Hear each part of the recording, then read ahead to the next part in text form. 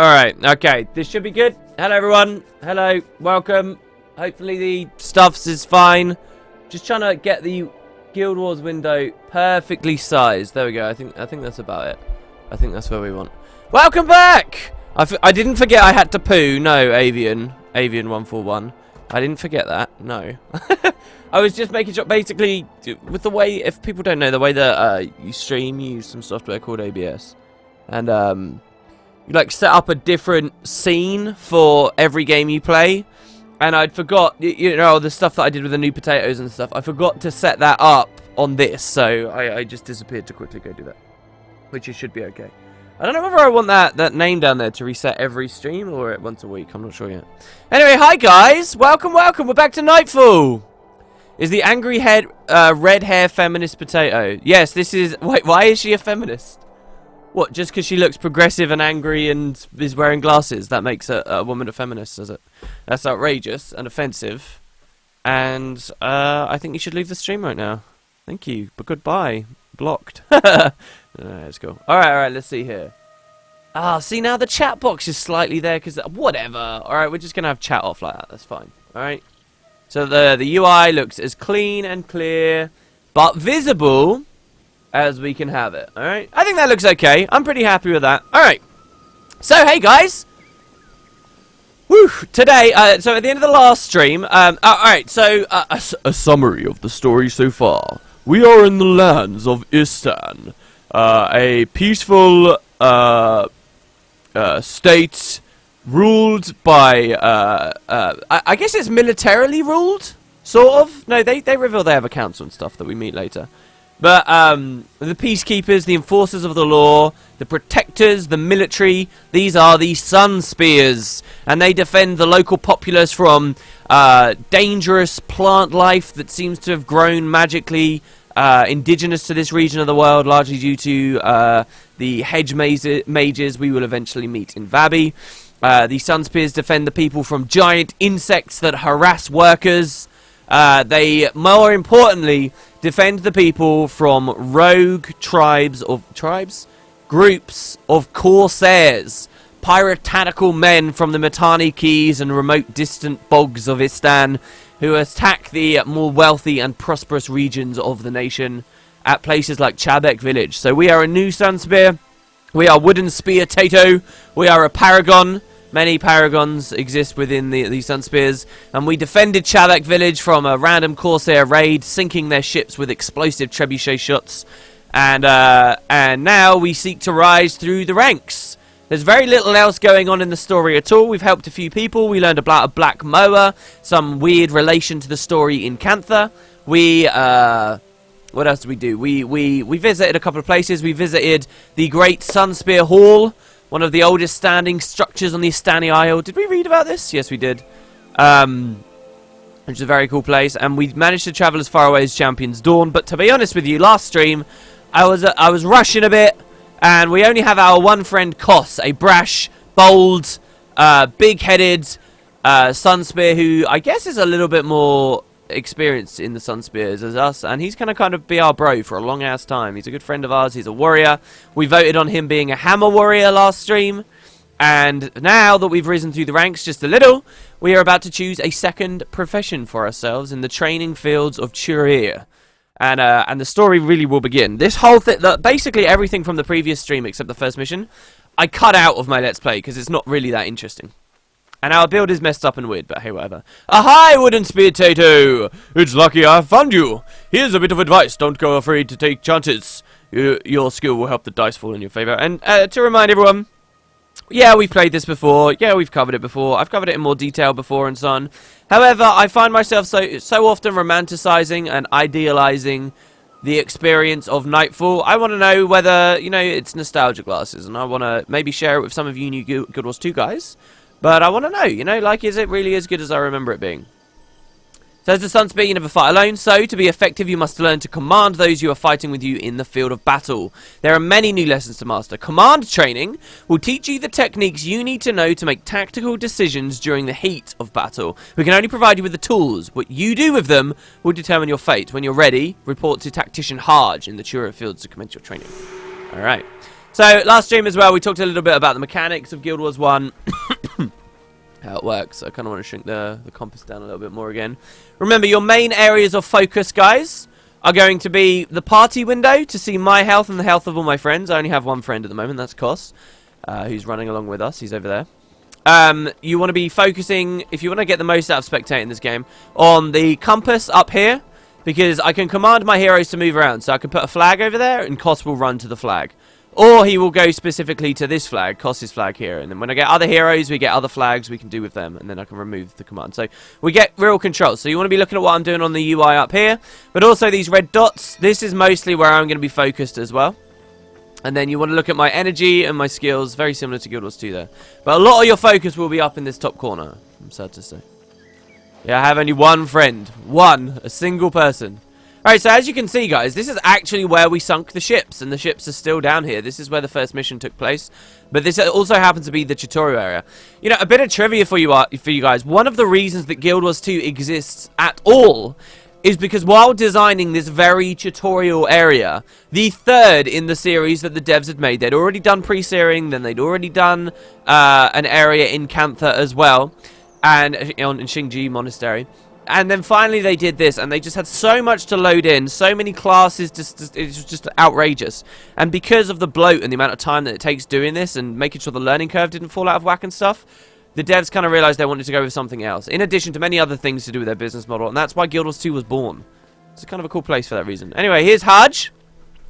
All games are mastered through cunning tactics and field practice, even as the game of life, although that is a game we will all eventually lose. My advice will help you stay in the game longer. If you have any questions during the training, don't hesitate to ask. Alright.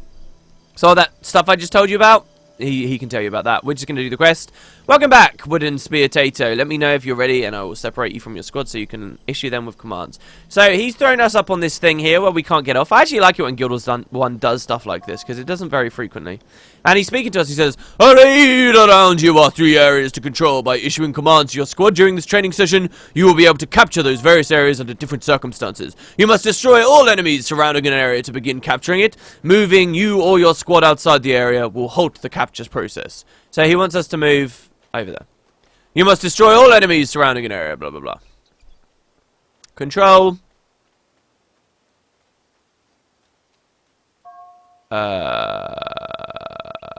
Where the hell is it?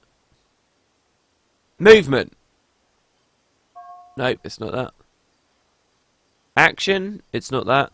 Oh, here you go. Command party. I like binding to left control. And then, clear party commands. Left alt. Oh, that means I can't use left alt to turn around anymore. No, that's a Guild Wars 2 bind has messed me up there. No. Those are very important binds, though. Let me just say, guys. Very important binds. Okay, hold on. Let's go clear party commands onto 0 num, because I'm not going to be toggling the party on and off.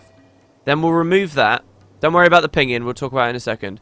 And then we'll go movement, reverse direction, alt. Okay, good. So now by pressing control, wherever I click after I press control, it will allow me to command Kos to move around. I think my name makes a fine battle cry. Kos! What do you think? Yeah, I think it's very good. Alright, so we're going to move Kos over here, as you can see.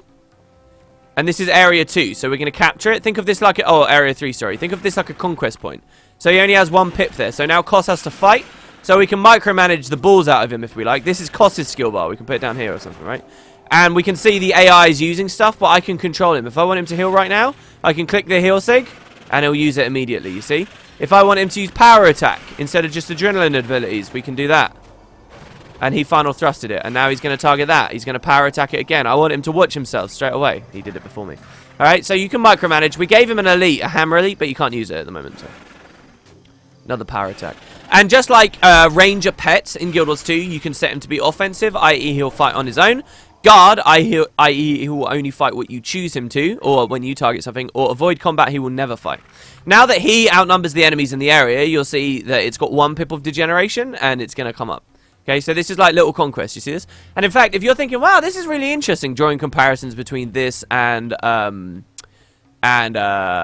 Conquest, you'd be right too, because ArenaNet actually added in Guild Wars 1 an arena specifically for players to micromanage heroes in.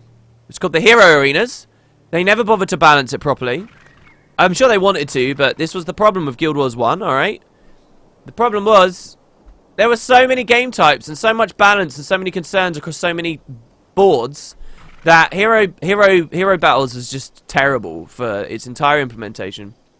Got to the point where there were automated tournaments being ran for it, and the only players who actually cared about it would get to the final round of the automated tournament and then deliberately sack the game. Both teams, they'd just stand in their spawn.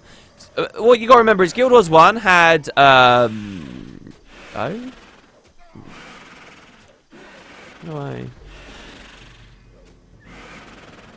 Heal up costs. Guild Wars 1 had...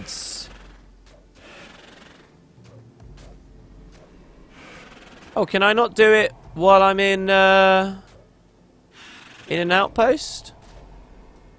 I love this odd little menu here, by the way. This is one of those few things that I used to look at a lot when I first started playing Guild Wars 1 in my original months. Oh, you guys can't see. You can see the top of it, though. In my first few months of Guild Wars 1, I used to use this a lot. You know, hero inventory and stuff. Because I was a little noob kid that never really played PC games, and I had to learn to use keybinds and stuff. And then obviously I stopped using it altogether. So what this does when I look at this, somewhere in the core of my body, I feel like this immense, like, feeling of nostalgia that taps into those original ideas I had of what the game was like, how it was this massive RPG, this endless, boundless world, blah, blah, blah, blah, blah. But yeah, the point I'm trying to make is, in Guild Wars 1, anyone could spectate any high-end PvP match in whatever they liked, and I believe Hero Battles was on there as well. So it was so broken, the players would, in protest, sack the game, so no one had anything entertaining to watch or whatever to try and get the devs' attention. And they did get the devs' attention. Can anyone in chat tell me what they did? I just need to remember cancel is on my Naga. What they did was they... Oh, it's zero num because of my Naga. I saw some people talk about that in chat. They closed the arena down. They closed it down completely and it went bye-bye. And then they replaced it with the Codex arena, which was a little more fun for a little bit, but then never really took off either. That short period of time between when it was live and it was closing, everyone flooded into it to get their title for it, because there was a title associated with it that was going to get removed forevermore afterwards. And that title was this one here, Battle Commander. I got to tier 5 of that title. Now, getting that is an extreme amount of PvP. What you have to understand is, this is nothing like Guild Wars 2 with their stupid little 150 ranked games on a single class. No, we're not in pussy territory right now. We're in some ridiculous thousands of hours of PvPing just to get a slightly higher title than no one else has territory. Battle Commander, I have no right to as a player, because I never spent any time really in that arena. But when it was closing, everyone used to go in there and there was this thing called Red Resigns, where if you were on the red team, you'd immediately resign and lose the game. Well, why would you want to do that, Winner Potatoes, you ask? Well, if you loaded it on the blue team, you knew for certain that the other guy was going to resign and you'd get a free win.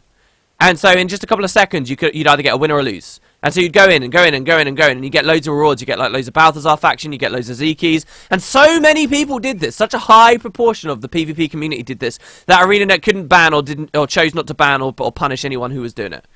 So and everyone was doing it mostly just because they wanted to get titles that was never going to go, that were going to go away forever.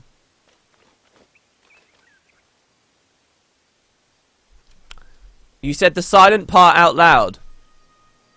Alright. Sorry, should we have censored that? Looks like you made it in one piece. He says, if you have any questions about commanding your squad battle, Tactician Hard will be happy to answer. Anyway. So yeah, we're a paragon. We're a leader. We're a motivator. We are the commanding presence on the battlefield, and so we must learn these things. In fact, every player must. Funnily enough, my first time through Nightfall, I was a... oh, wait. They want us to go back to Hajj. Crap. In fact, the first time I ever played this, I was on a Paragon, so it was hard to know where the line was between, you know, they're grooming you to be a leader of battle. Is that because I'm a Paragon, or is that just because that's the Nightfall story? Sadly, it's just because it's the Nightfall story. What's our objective? Speak to at least one non-Paragon expert. Okay. Alright, so now we can choose a secondary profession. You guys voted at the end of last stream. I'm sorry to everyone who's in this stream right now. who wants to say, but we actually already voted. We're not going secondary Mez, we're not going secondary Necro or any of this stuff. We're going secondary Dervish. Now, we can change this again, and I will host another vote when we can change it again, but we're not going to be able to change it for a long time in the story, not until we're in an alien land, in an alien nation, and assailed on all sides by enemies. When we finally find safe sanctuary, after losing a war, only then will we be able to change this again. And at that point, I'll ask. So who do we want? Lisha, the expert dervish, or Naguzi, the expert dervish? Wow, 125 gold, I'm rich. Yeah. My sister Rakanja's the quiet one. I wonder what that makes me. Haha, ooh, you're a stranger. Let me guess, here for adventure? Ooh, Charbek village can use you. Hey, thanks for the sub, Mega Josuka one. Thank you. The Corsairs are everywhere. Ooh, my sister and I have been fighting them, but there are so many. Look what they did to the village. Ooh la! Can you help? I bet you can. You could fight them too. I can teach you. Ooh, or Alicia can. Do you want to learn? It's so exciting. You'd love it. Being a dervish is wonderful. Are you ready? I guess there's kind of a lightheartedness or something to dervishes. I don't know, because they're like wind prayers and hearty-tarty and flirty and light. Yeah, alright, can you teach me some dervish skills? Alright, chilling victory. What a badass ability. Now, this is a scythe attack, okay? So what I'm going to do is get rid of... Man, I like the spear, though. Look, we may be getting rid of the spear attacks right now, but I want to get them back later, because spear is cool, guys.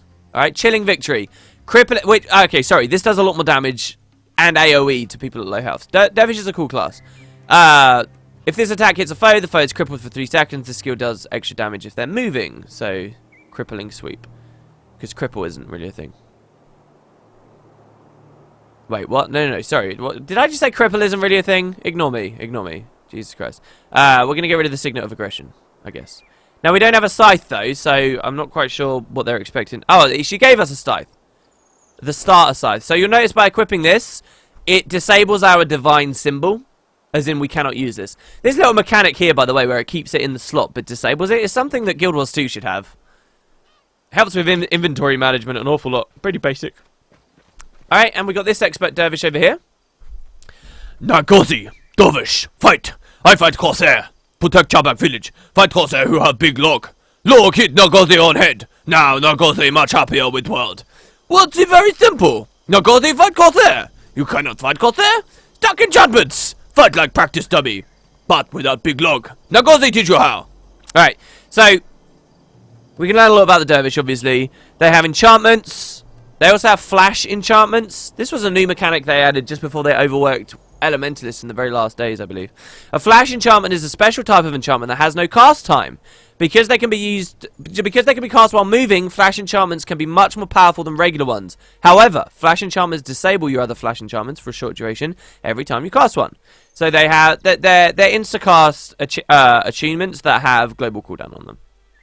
Due to this disabled time, you should be careful about equipping too many at one time. Alright, teach me some. So you got Whirling Charge. Flash enchantment, we instantly activate it, and then we move 33% faster than normal for a second. Next time we strike a foe, what if this is still on us, all other foes take 10 cold damage and it ends. Why can't we just combo that with spear attacks? That would be cool. But I'm not going to. We'll get rid of Spear of Lightning, because this is all going to cost way too much energy. See, we're a Paragon, so we're in heavy armor. We don't really get particularly good energy regeneration. Alright, Grenth's Fingers, another flash enchantment. All nearby foes are struck for 10 cold damage. For 10 seconds, you do cold damage with your attacks. So then there's even more cold damage on Chilling Victory. And then you transfer Condes. I'm going to equip that later. I don't care about that. Alright. Alright, let's... I don't know. I guess we just... what, they want me to practice on the practice dummies? Or am I already done? I guess I'm already done. So, just so that you guys can see, here's the practice dummies.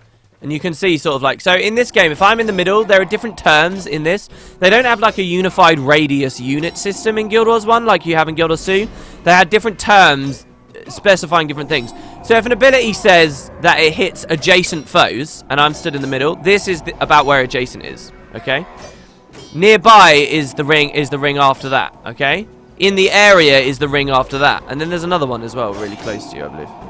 Yeah, here you go. So you got practice, adjacent. So if I'm hitting this target, skills that say they hit adjacent foes will hit adjacent. Skills that say they hit stuff in the area, like this says nearby foes. So whirling charge will hit all the nearby foes, you see? And then this says in the area. Well, if he's on low... Oh, no, that's nearby as well. So as you can see, that it teaches you. And then, by the way, for what it's worth, there are other rings even further out of this. You've then got, like, spirit range and stuff like that. And aggro range. Which we talked about in a previous stream.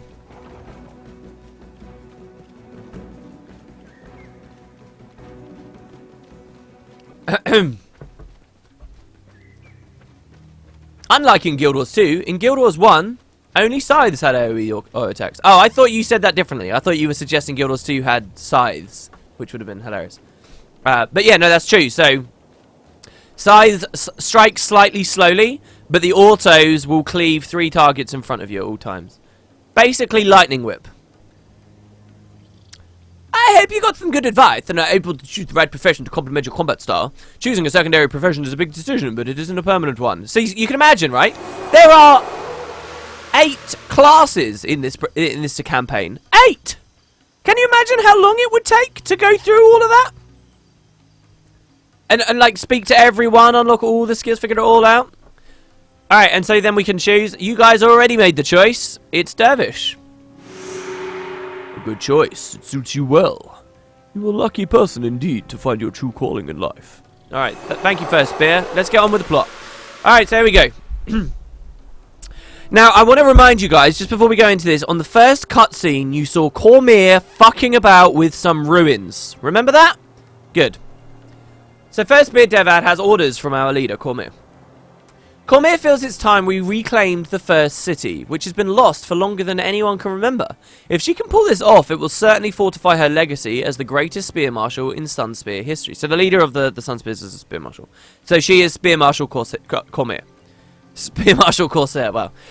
The Istani had ordered the area off limits. The Istani are us, the people of this continent. But Cormier convinced Elder Sul. Elder Sul was the guy we spoke to earlier, who led us here, to begin who helped us with Kos earlier. To begin excavating under the watchful eye of the Sunspears. Now we need to recruit some diggers. Talk to Quarry Master Bahana about that. Since you'll be in the area, make sure to meet up with Dunkoro.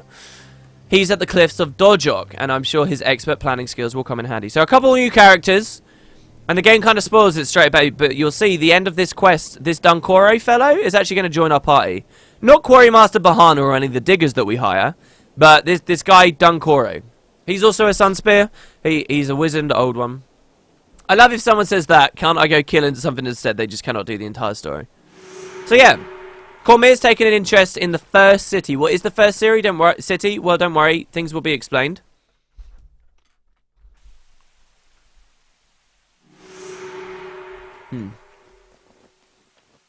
I stopped playing Guild Wars 2 some time ago. What's going on? I wonder how many people are still subbed. What, to Guild Wars 1? The game with no sub. Is that the joke?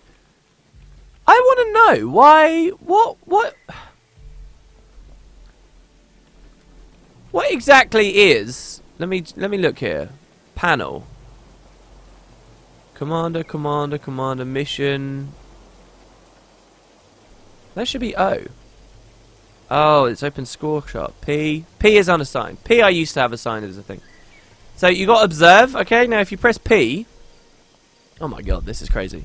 Oh, we're gonna take a brief intermission here because I'm gonna geek out on this. So Guild Wars 2 you can observe, you can spectate games, but people don't really do it. Obviously. I think one of the biggest reasons for it is there's no easily accessible way anywhere you are in the world to do such a thing. I think you should be able to spectate live, at least unranked games. I don't know.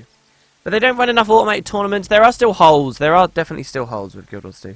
Guild Wars 1 was different though. Guild Wars 1 they had this infrastructure in and it was awesome. No matter where you were, if you were in an outpost, you could press observe, the observe hotkey. You could have the game select something for you, or you could watch. Do you want to see the top GVGs currently going on? Do you want to see the top guild battles? I don't know what the difference is there. Do you want to see the end of the Hill of Heroes? Or the top Heroes Ascent games? Hero Battles used to be on here as well, I believe. So people are still playing. 18 minutes ago, the Vicious Cats went up against the Umbrella Corporation. And I can click Observe, and it will take me to the mists to watch their game. So this is it. This is it right here. Check it out. So we got the mini map on. You might want to get rid of it, but it makes a lot of sense. Here you got the left team, blues, reds. I can click anyone on either team, and I can see, I can hone in on them. Very similar to the way that Conquest worked. There are no fixed camera positions. Oh, there is a fixed camera position. So there you go. To the center. This is the very first map of Heroes Ascent, guys. This is the first map you go into. It's a straight up death match. One team against the other. So we've got the double monk back line here on the blue team. You've got 2 monks here. And then they have quadruple Ellie, Dervish, Mesmer versus a double monk backline back here versus quintuple Ellie with a Dervish. Wow, what are these builds? This is crazy. And in 8 seconds, they'll go for it. So you're going to see all the blue dots, all the red dots, and you're going to see them fight. And only one of these teams will come out. If a team wins, they progress onto the next map, which again I believe is deathmatch. And they go again. Hopefully they actually do fight. It'd be really late. Oh, they're all just henchmen. Oh. Oh, I'm a moron. They're henchmen. Oh. What's he doing then? He's just standing here in it. He's not even doing the fight. It's just 2 players and they're all henchmen otherwise. Why is it doing that? Oh, that's depressed me. That's depressed me. Oh. I do believe Guild Wars 1 on tactical and spectatable sense was a better game for casting. Absolutely. It's unquestionable to me. ArenaNet tried so hard to make a game in Guild Wars 2 that people would spectate and do well. And then they cluttered the entire game up in epic skill effects that made everyone feel like a hero and then, you know, destroyed any sense of what the fuck was going on.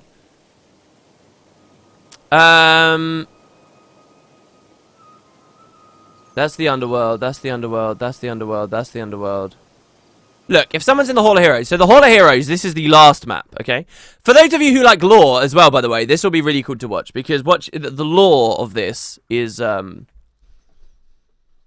very, very significant. This is the heart of the rift, of which so much discussion has been going on before. Okay, the Hall of Heroes, where the greatest of souls are ensconced.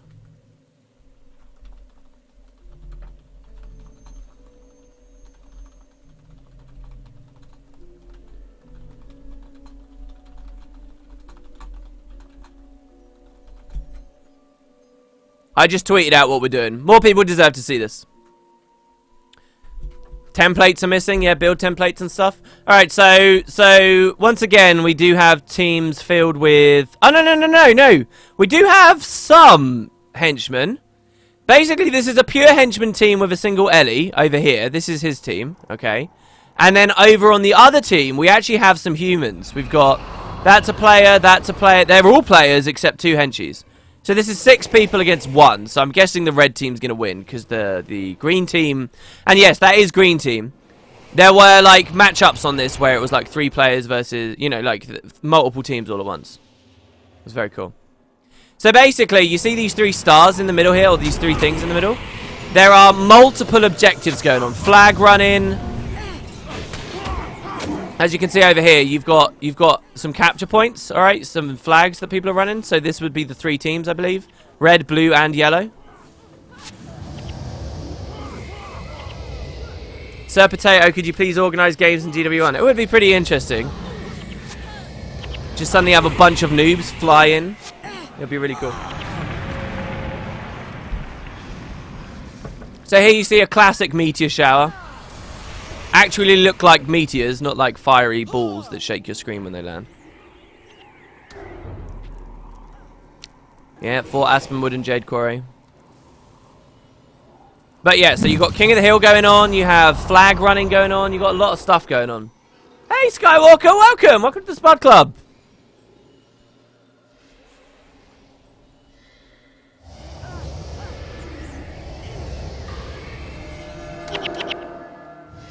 There should be a way for me to see their builds, I'm sure. So you can hide the UI as well, I guess. Or, yeah, you can make it translucent. And then you got auto camera, so it will just move around for you. And you can sit back. Over here on the right, you can see the damage that this player I'm currently spectating, this ritualist assassin, is getting hit with. So he got hit with a bit of a meteor shower there. So red captured the ore. Anyway. It's very cool. It's nice to see that players are still around. You know, you'd be surprised about the activity.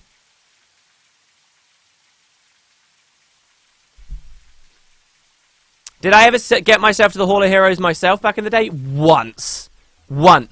Now, I did do a lot of Heroes Ascent. I'm a fierce hero, alright? 111 fame. My entire experience of Heroes Ascent, though, was pugging it and not having a dedicated guild for it. And trying desperately just to get in on pug runs. That was my entire experience. And grinding my way up to there. I didn't even get to Mighty Hero, which is where you actually get to represent it as a title. So really, on paper, and well, in all senses of it, I never did very well at it. But I played it a lot, and I'm very nostalgic about it, and I enjoyed, and I certainly learnt a lot about it, I would say.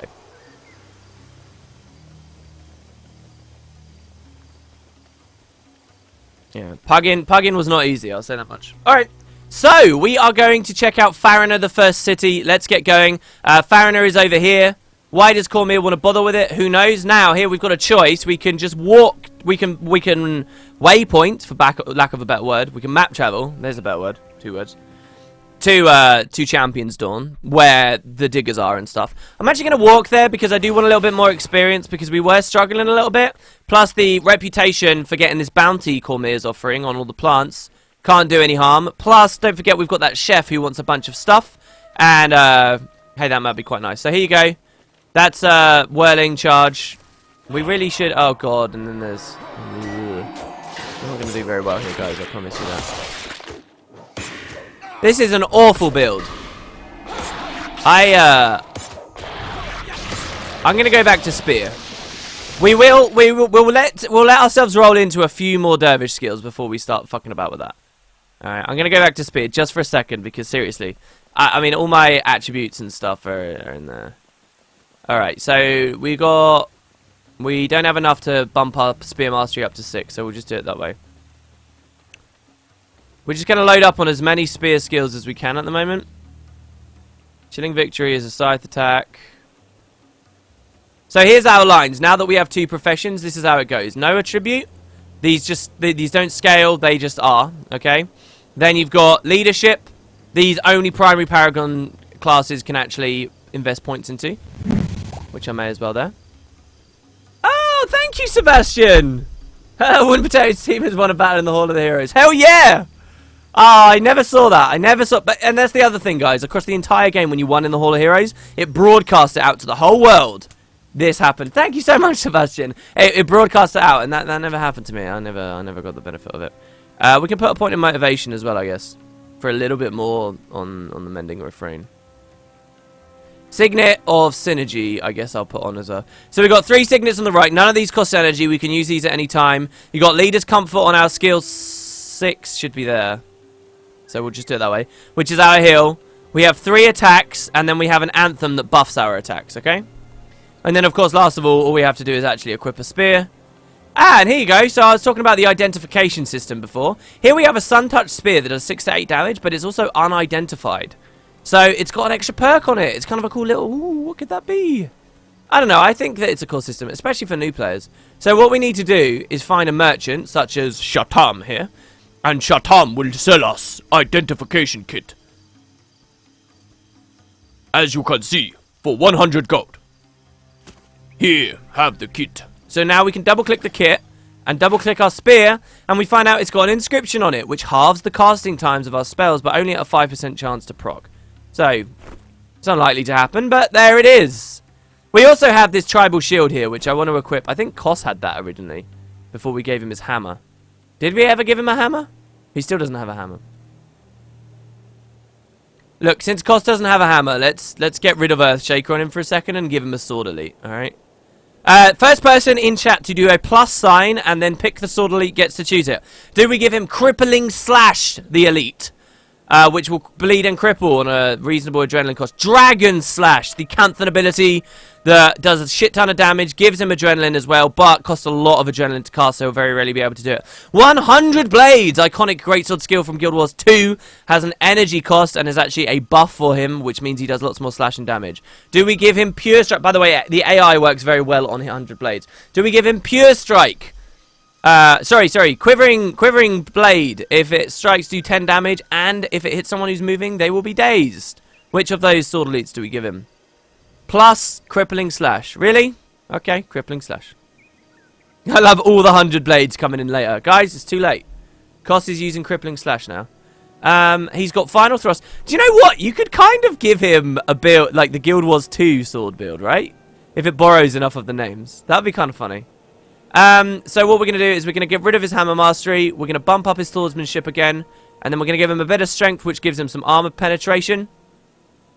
And then we can give him, you know, a couple of signets or something. Like Signet of Stamina. No. The hero would be terrible with that. Signet of Strength. Signet. Your next 3 attacks deal +5 damage. Fine. Just for the funsies of it. So he's still got a self-heal. Very important since we don't have a healer yet. But maybe we'll meet one in the story very soon. And yeah, that's his build. So here we go. Let's go now. Me and Koss. Let's do it. Me and Koss buddies forever. 5 ever. Now, there are food and consumables and things, but we don't have any of those yet, and we won't for a while. So now, hopefully, you'll see we do a bit more damage, and we accomplish a bit more. Why don't we even use platinum anymore? Back to gold. I don't know. I guess it was just one of those things. They wanted to be a bit more generic. Go back to a Guild Wars 1 style of things. Sorry, a generic kind of MMO style of things. Now, what I would say I've always wanted in Guild Wars 2 is it's actually not that... there are some people that are going to watch me and they're going to hear me say something like this and they're going to think, no, it's not. It's crazy. It isn't that uncommon these days, okay? Especially compared to launch, alright? What you have to consider is ArenaNet made the bronze, silver, gold currency system with respect to the launch economy and their predicted launch economy.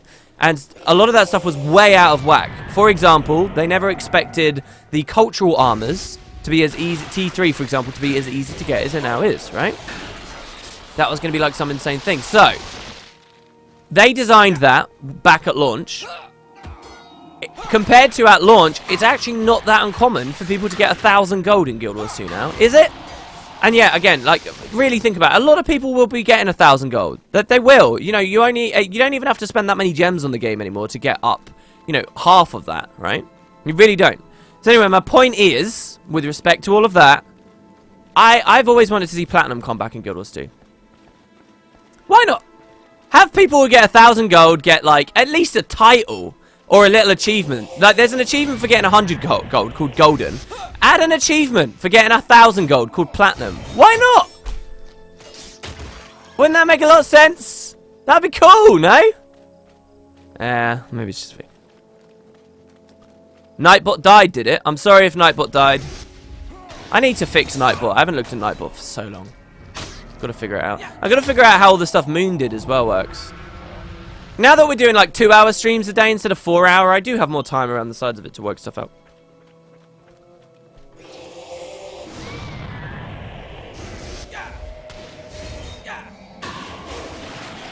Wish they updated Guild Wars 1 graphically and add some more stuff. Guild Wars 1 to Guild Wars 2. I don't think that Guild Wars 1 needs graphical updates. I don't think that there's anything they can... Well, maybe I'm wrong, actually. I'm more than willing to accept there could be something very cool they can do that I just don't know about. I don't like how loud our combat noises are right now, so let's turn those down a bit, shall we? Maybe there's something they could do that, you know, is quite basic, but, you know, some post-processing layer that's quite basic but makes the game look a lot better. I don't know. But I think if you're going to do updates for Guild Wars 1, you're going to do a slightly different thing to that. Alright, so if we use skill 5, we should heal both me and Koss. Koss? Yeah! Signet of Synergy, hell yeah! Motivation, awesome. Yeah, I reckon if they're going to do Guild Wars 1 features, they need to do, you know, actual features. Content. So we got Imagined Burden on us here. Imagined Burden is, snaring us, slowing us down. I don't actually know whether I'll survive this. Oof. I need to start strafing or something because I'm going to die. I'm going to die. Koss. Signet Synergy. Yes. Skill 6. Again, you're focusing on my health here, guys, and the cast time of my abilities. Alright, give him an anthem. While they're focusing on me, Koss is just going ham and dealing with them. Need to heal again.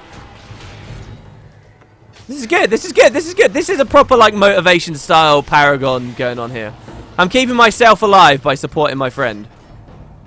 Just about. And Koss is slowly killing him. And I'm getting in an Anthem every now and then. Don't forget, this Anthem means Koss will apply burning on his attacks. Now Koss doesn't even need the health, but I'm still using the Signet to double up on my heals for myself. And there you go. Now this is the last enemy. We actually killed the group! Nice! And then we'll get to Champion's Dawn in a second. They were going to add some extra content for Nightfall, just like they did for Prophecies and Factions, but then Guild Wars 2 happened. You're absolutely right. You can still go back and find those old quotes from the team. Basically, what happened was they had a very small, very dedicated, very awesome, in retrospect when I look back at them, team of people, of Guild Wars 1 devs who continued to support Guild Wars 1 in those months while Guild Wars 2 was being released. And, you know, we were getting information such as... Alright, let's heal Koss up before we go into that. While we were getting information such as what each profession was going to be and things like that. And they did a really good job. A really good job. I reckon even if we only saw a third of the speed of those updates coming into Guild Wars 1, it would do wonders for it. But, you know, on the other hand, maybe they really just didn't earn any money from it. But the thing is, alright, like... honestly speaking, let's take this discussion a little bit further, because I've mentioned this a few times recently. How do you guys think it would go down, alright, if Guild Wars 1 started getting small little updates? Just on itself, I would say there's value in that, because when there are content droughts in Guild Wars 2, people feel much more willing to go back to Guild Wars 1 because they view it as an actively updated game with a community, alright? That's a perk of it. The other perk of it is obviously you get people staying in Guild Wars 1. Thing about Guild Wars 1 though is, yes, it's going to encourage more Guild Wars 2s to come over and they'll get money on the box sales. Guild Wars 1 isn't very well monetized though, beyond that, right? So maybe they'd end up focusing on, you know, more bank tabs or outfits like they used to and stuff like that. Maybe. But have you guys considered this, right? Maybe you don't think that's enough motivation still to get people to come back to Guild Wars 1. They have the Hall of Monuments. What if they spent a little while looking at the Hall of Monuments and the systems that they use to link the two games together? And what if they came back, started developing Guild Wars 1 again, and rewards for the Guild Wars 1 content gave you exclusive titles in Guild Wars 2, just as the Hall of Monuments did? So you are running around as a Guild Wars 2 player, and you see someone in the open world with the title Palawa's Assistant, and you're like, what the fuck? Palawa's Assistant? And you whisper him, you're like, dude, that's a cool title, how did you get that? And he's like, oh yeah, it's the new Guild Wars 1 content. You're telling me that wouldn't sell a shit ton of Guild Wars 1 boxes? Over time as well, especially. And the thing is, we know that they can add sort of independent things outside. There we go, we shook aggro there because we moved away, which was very important because we were taking huge damage. Now we can keep Koss, who's probably tankier than us, bolstered up a bit with the Signets of Synergy, slowly heal us. We know that they kind of have the capability of doing that, because the Hall of Monuments, yes, gives you AP in Guild Wars 2, yes. But you get Champion of the Gods for having 50 out of 50. And as a completely separate vacuum thing, if you happen to have God walking amongst mere mortals in Guild Wars 1, they would just copy that over to Guild Wars 2 as well. So they can independently do stuff like that, outside of the whole, you know, point system in the Hall of Monuments and stuff. They can do it! I think that would do amazing things! Wouldn't that do amazing things?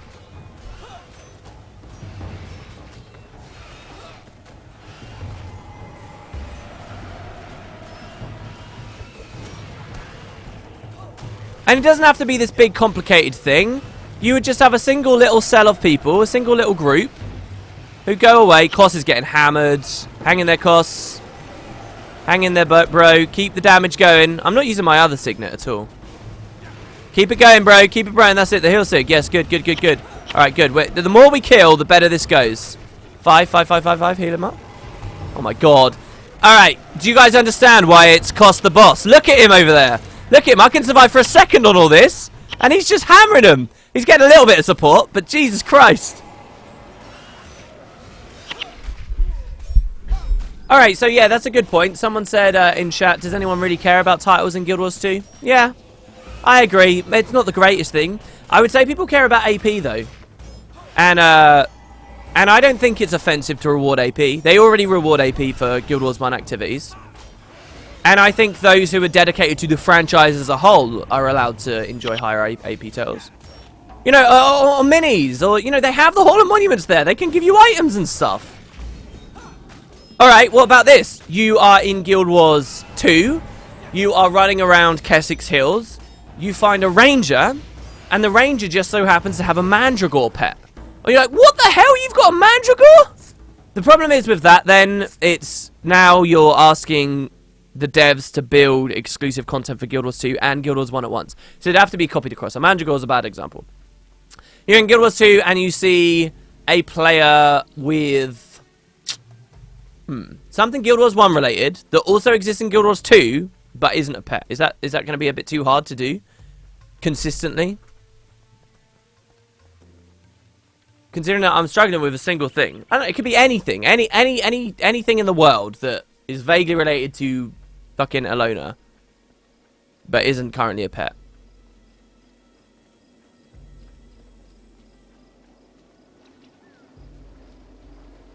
Yeah, so you're a player using a Massart tonic. Yeah. But then you're asking them to build the tonic. That's why the title idea is nice, because, I mean, a title and AP, they're just numbers on a spreadsheet. It's not the same. Do you know what I mean? Yeah, you can get the Black Mirror in Guild Wars 2. It's a Guild Wars 1 Hall of Monument reward already.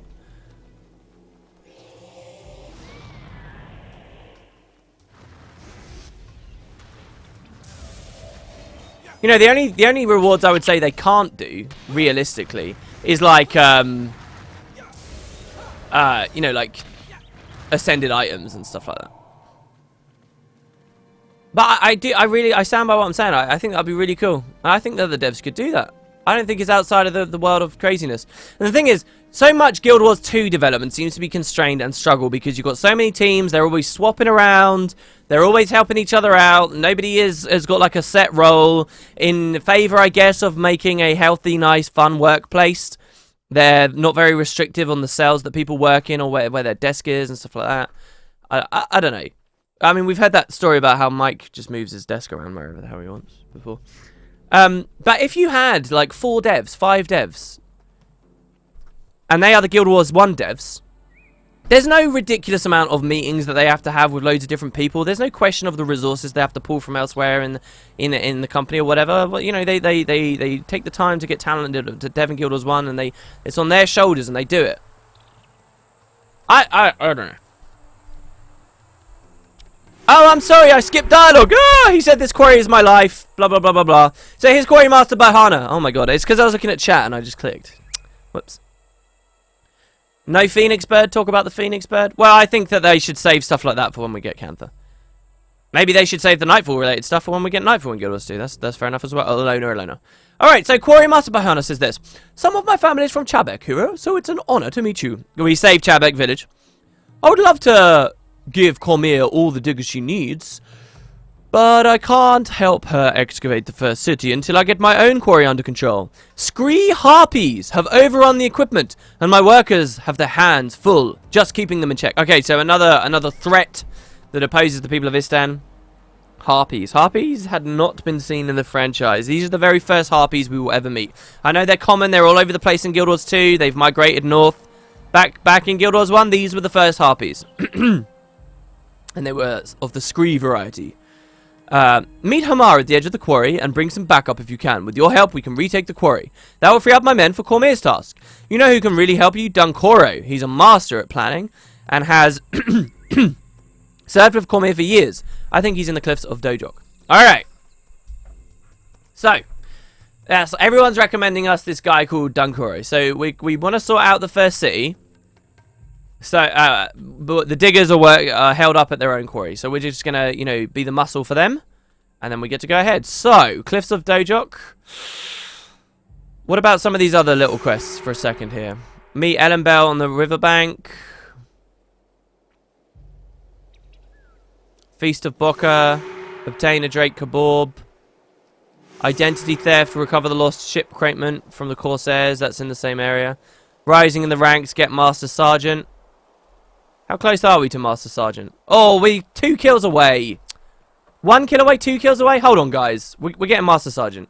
Get Master Sergeant. We'll get the experience for the quest. We'll level up. I'll feel more comfortable about going further out into the world. We haven't leveled up once this stream. I guess I spent too long pissing about talking about PvP and other nonsense things like how they can repopulate this game.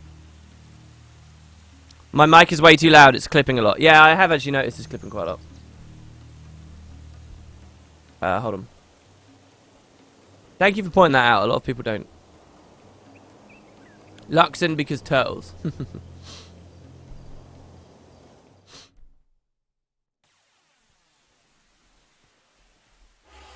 Okay, alright, so all we have to do is get this scout, then kill 2 plants, then go to the Sunspear Great Hall to claim our bounty. So here we go, ready? We'll kill the Iboga first. WP, Luxon or Kurzik? Oh, you're asking me. When I first played Cantha... Come on! What's cooler? I get it. A forest turned to stone has some majesty, some artistry, some melancholy... delight to it, right? Like, I get it. It sounds kind of cool. But a sea of jade. A sea of jade. Frozen waves and whirlpools set in time. Migrating pirate cult people who you know, transport their stuff on giant turtlebacks. I knew which one I wanted from the start. However, in time, I kind of came to like the Kurziks a bit more. The Luxons, I don't identify with much as a people, but they have a cooler environment. Alright, so we get a really cool skill here. This one's important. We get a PvP exclusive skill. So, Runduk says, now that you've reached the rank of Sunspear Master Sergeant, you'll need to take greater responsibility for the well-being of the heroes under your command. With this in mind, I present you the Sunspear Rebirth Signet. Only you will ever be able to equip the skill. Your heroes will not be able to use it. Use this signet wisely, and you may overcome the most difficult of foes. So, this is a signet. It resurrects the target dead party member at my location with full health and 10% energy for every rank I have attained. Okay, so this signet can only be used once per mission unless you recharge by a morale boost. So this is an upgraded resurrection signet. He says, "Well done, Wooden Potato. Well done. Pretty soon, I'll be saluting you. Congratulations on achieving the rank of Sunspear Master Sergeant. We get 15 attribute points, and we get attribute points because he leveled us up from that. So we get to go way higher on the spear mastery. And since I'm actually using quite a lot of motivation stuff here, I'm actually going to bump the motivation up as high as I can so that we can heal a bit more." And then I'll put the last in a bit of command and leadership, like so. Okay. Castle also levels as we do, so we can bump up his swordsmanship. And let's get rid of crippling slash and put him on 100 blades. He'll have the energy management for that. He'll be fine. Okay. All right. So I just want to show you guys this comparison. Resurrection Signet, anyone can use, was a staple of the game, PvP usable and everything. This is like a much more common ability. So what this does is it just reses someone. They won't come to your position. They won't teleport to your position. They'll just res. That's an important difference. If you can res someone to your position, if someone dies in the middle of a million mobs, you res them and they just die again. But with the Sunspear Rebirth Signet, you res them and they're with you and they don't aggro anything. Very important, okay? They have the same activation time. They both can only be used once until you kill a boss. But Resurrection Signet will only ever do 100% health and 25% energy. This will keep getting stronger as we rise through the ranks of Sunspear. Already it's better, because we're rank 3 Sunspear, so it raises 30% energy. So it's just straight up better, okay? Now in theory you could run both to do like a double res situation. Which I may as well, because I'm not using the Signet of Aggression. So we get 2 free reses, and then we're SOL until we get a boss, okay? Now, this might be a little bit difficult because we only have 2 players. We're going into a harder area of the world. But we'll see. Oh, and he's got our next quest for us as well. Rising in the ranks. We're going to try and get to first spear now. He says, the Order of the Sunspears rewards honor and bravery. As you progress through your career, not only can you gain new titles, but additional power and, of course, further responsibility. Once you have earned enough promotion points to gain the rank of first spear, you'll get another 15 additional attribute points you can assign however you see fit. It's very important we get that. And now that we are a little bit, I don't know, so we still can't represent this as a title, but we're now Master Sergeant. We're rank 2. Okay, cool. So let's get going. Wooden Potatoes, will you move like a dwarf? No, that's an Eye of the North thing. This is Nightfall we're playing here. I'm not going to sequence break it and do story out of line or anything like that. So yeah, what I used to do when I would let's play this game, by the way, is before the episode, I would speak to all the NPCs and find out who has interesting things to say. So the Shore Watchers, I guess, are perhaps a branch of the Sunspears. And they're like, kind of like the Coast Guard, I guess. You're around here so much, maybe I should just stay home. Aha, Wooden Spear Tail, I hear you're going to put me out of a job. Maybe, my friend. So we get this cool guy lifting up a boulder. The moon, perhaps. Let's read about Champion's Dawn, shall we? Did we do this last? I think we did. I don't know, maybe we didn't. Situated near the mineral-rich cliffs of Dohjok, Champion's Dawn is a base of operations for the Istani Society of Engineers and Architects. The stone and gems quarried here have fueled Istani architecture for a millennium. The primeval scythe has so deeply impacted modern Istani builders that the society has a long-standing rivalry with the excavation corps over the statue of the ruins in the west. Which would be this. Stream sniping Guild Wars 1 just isn't the same. What? People would stream sniping GVGs and stuff, perhaps?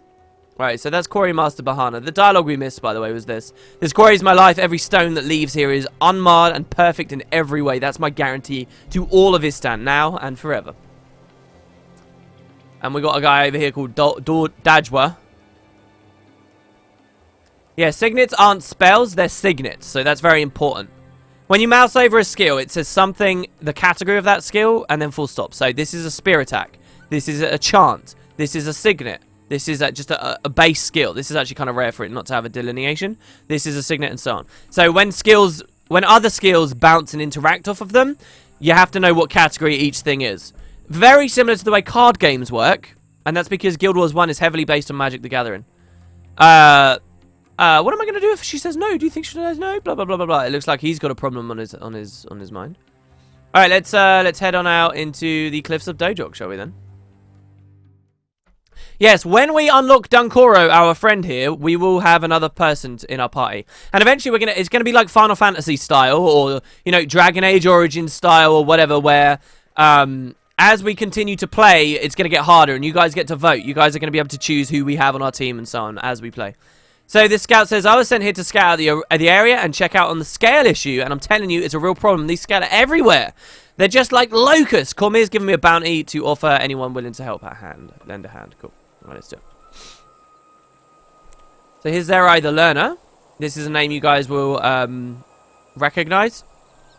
He says, I've mastered knowledge from every school of thought, ages of philosophy and culture. So why can't I understand women? Scholarly affairs. Hi, I am Zerai, and I have come all the way from the Great Library at the Halls of Chokin to represent Prince Maytu the Wise and the Vabian delegation. While here in Istan, I want to meet with a fellow scholar of mine in Jokana Diggins. Her name is Miduara. She's brilliant. Wow, lovely. Clever. She's an astronomer. And with her, I'd love to spend some time discussing research. But before we head over there, I have a small favor to ask. Would you help me collect 12 Iboga blossoms by slaying the beautiful Iboga in the area?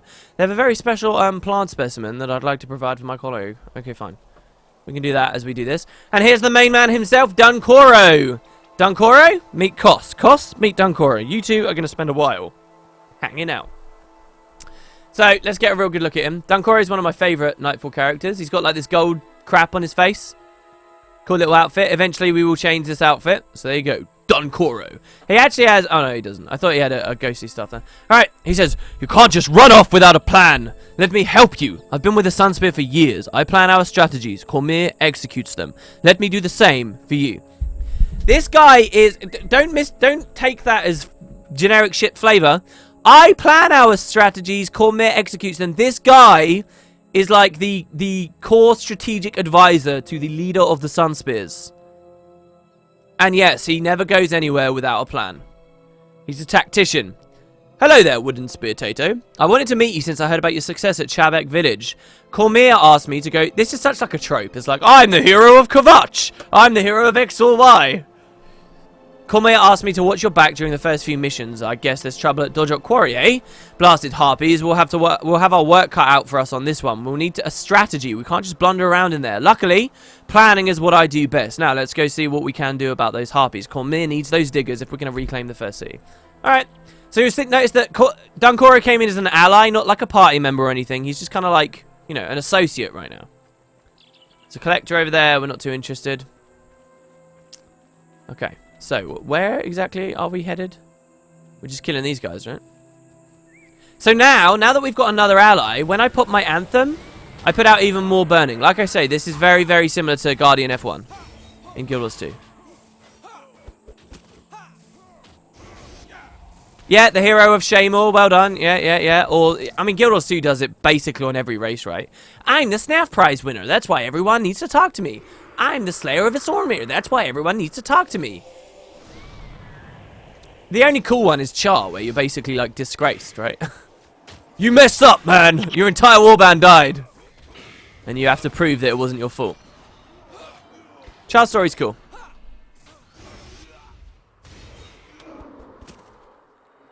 Okay, and I guess... no, I wouldn't even say that Sylvari breaks the trade. That was weird. Why was that shipment crate, like, bugged? That was weird. I guess Sylvari kind of does, but in another way, you're still special, right? I guess what I'm talking about right now isn't just being special in general. It's being about, you know, a hero of some place early on. And yeah, Sylvari doesn't have that. Yeah, the Snaff Savant. I want more Char content too. Hopefully one day we'll get it. So, Dunkoro is actually healing us now.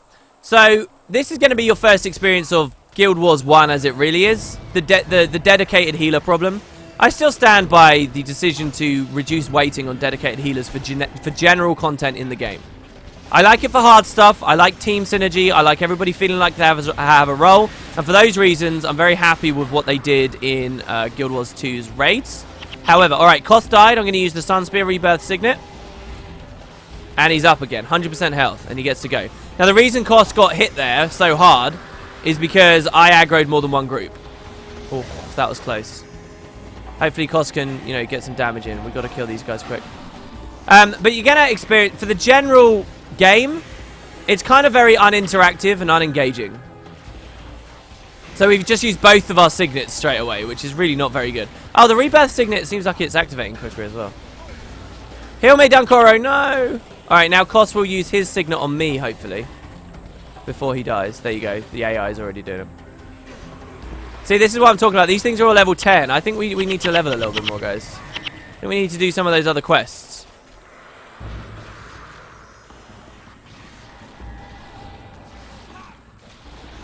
Because the scree harpies are going to be just as bad.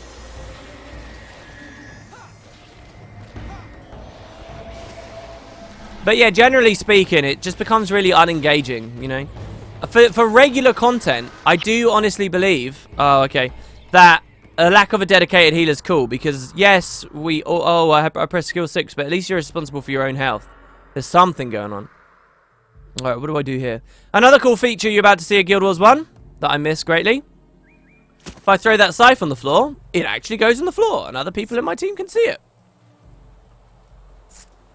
But yeah, to be honest, we got a Windblade spear here, which now requires that I have high spear mastery to use. So non-paragons can't use this now because they can't invest in spear mastery, but it does a lot more damage. 9 to 14.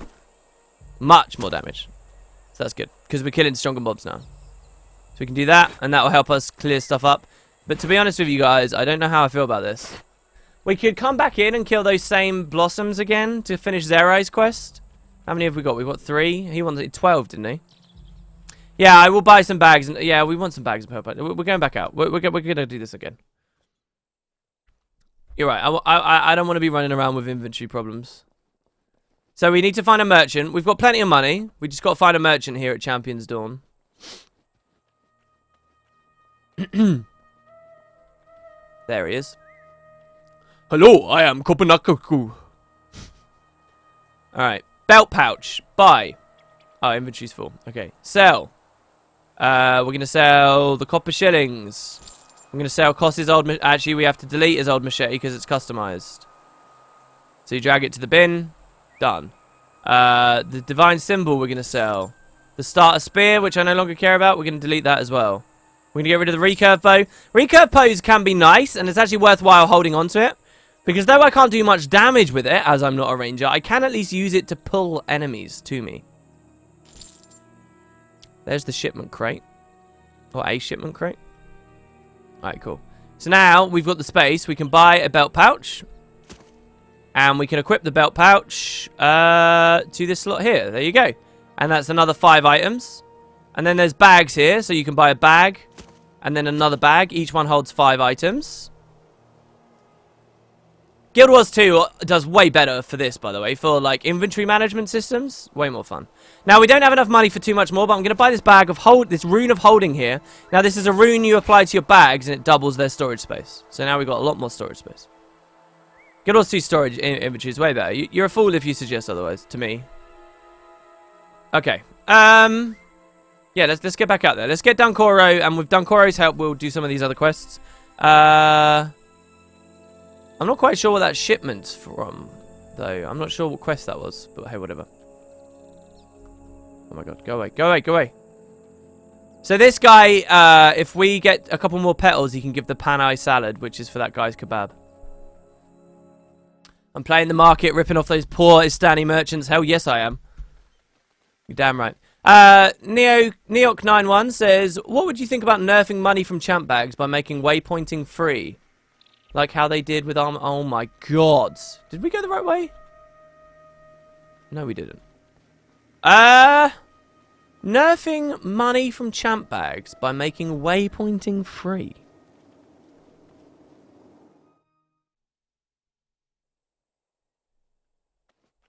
I don't know what you mean by that. You're saying that if waypointing was free, people now earn more profit on champ bag farms because they don't even have to spend money when they waypoint around. Waypointing, I think, is a very, very big, consistent gold sink that is probably quite important, and I can't imagine them getting rid of it.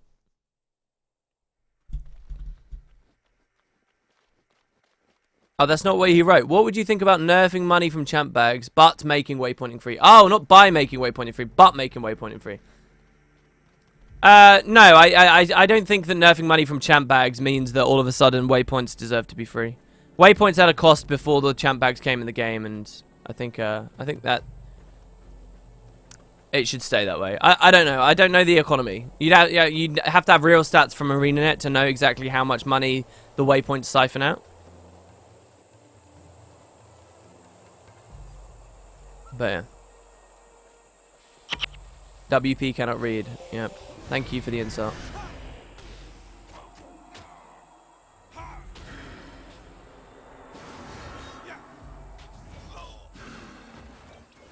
No. I wasn't suggesting that people... Yeah, if you're a secondary Paragon, you can go spears as well. That's obvious. The only thing you can't is leadership.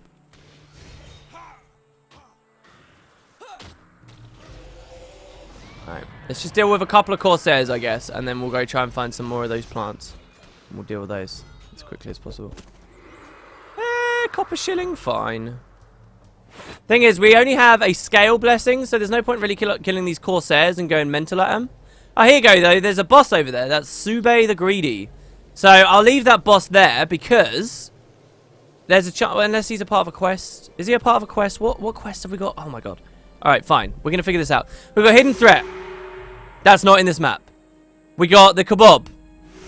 The Feast of Boca. We actually finished Identity Theft. Oh, that was the Lost Shipment crate. Okay, we finished that. We got to get first spear. We got to get the blossoms, and then finally there is a raiding group here that took Suawesh, and they're in the plains of Jaren as well. Okay, so we're actually fine. The only thing we've got here now is the Abogas and Dunkoro's thing. All right, that's fine. Okay, cool.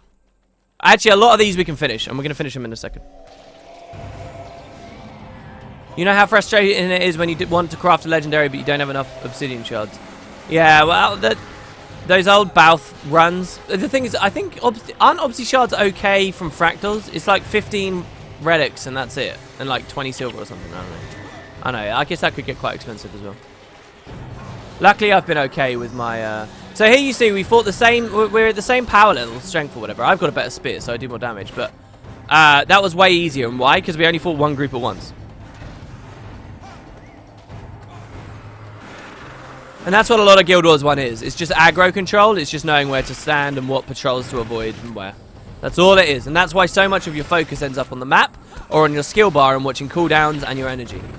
as a player, you have very little chance to really enjoy these environments. You know, look out here and see all this prettiness. At least those with some scale. Got a couple more beautiful boogers there. I'm burned out on fractals in the mist. Yeah, I'm not surprised if you are. Yeah, I like platinum too. I miss it as well. That's why I think you should just get a little look in, you know? Guild Wars 2, just a little look in. It'd be nice.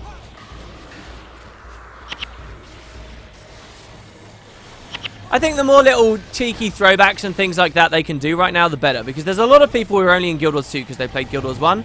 And they're starting to wonder why they're still doing it. Because Guild Wars 2 is such a different game.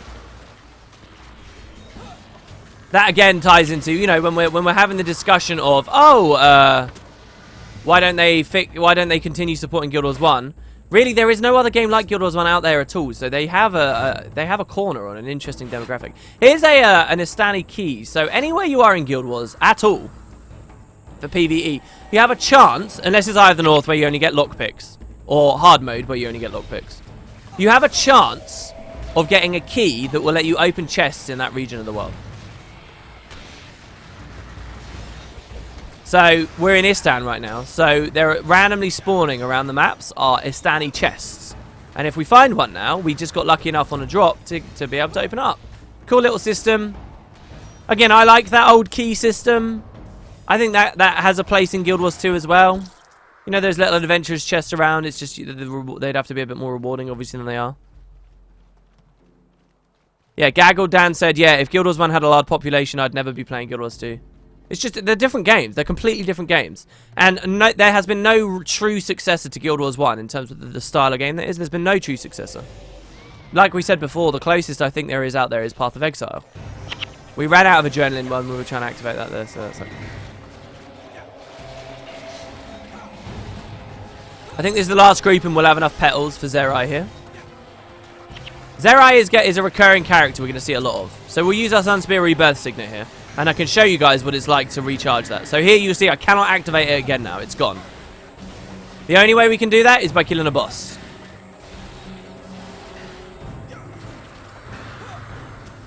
Yeah, they are different genres of games sharing a universe. They really are. And that's okay. I like Guild Wars 2. It's, you know, I feel like often that comment, Guild Wars 2 is nothing like Guild Wars 1. I feel like that is often being paired with some sentiment that Guild Wars 2 is bad. They're different games, and I like them for different reasons, you know? Zerai the Learner, and overall, I think Guild Wars 2 is better. Anyway, Zerai the Learner says, a dozen of these Iboga Blossoms should be perfect. Let's head over to the excavations now. Alright. So he wants us to go... I thought she was at Champion's Dawn, but she's not. I'm glad to see you. There's hostile plants in the area, and we've got Cormier's orders to take out as many as we can. It's a big job. Important thing to point out, Guild Wars 2 is full of fluffy bollocks dialogue that means nothing, i.e. every single mail reward you get and every single bit of dialogue associated with every single heart event in the game and most actual dynamic events is all bollocks and means nothing. Guild Wars 1 had its fair share of it too. You're looking at it right now. Alright. I'm not going to go back and kill that boss yet. Let's head on through. Check it out. We've got a cool little place here. I'm going to get rid of the party window for a second. I do need to bind that properly. Panel. Party. P. Go. Go. We're not going to be doing any more observations. That's fine. Alright, so we got some Sunspears wandering around here. Nice safe area. Maybe someday you'll be Spear Marshal. Cormier's got to grow old someday. Spear Marshal, Sunspears need all professions to keep Istan safe. See, you do actually, the final rank you get is Spear Marshal, as far as I remember. It's not even Spear Marshal, it's like Legendary Spear Marshal, I think. And there is, I've talked about it, we know that Cormier becomes a god, alright? That's not a spoiler, we know Cormier becomes, Cormier is going to leave. In fact, she leaves long before she becomes a god, for what it's worth. She gets really messed up in a lot of ways. So we bring this back in combat here. So yeah, there is room for us actually to lead the organization. And I actually think that it does it very, very, very well.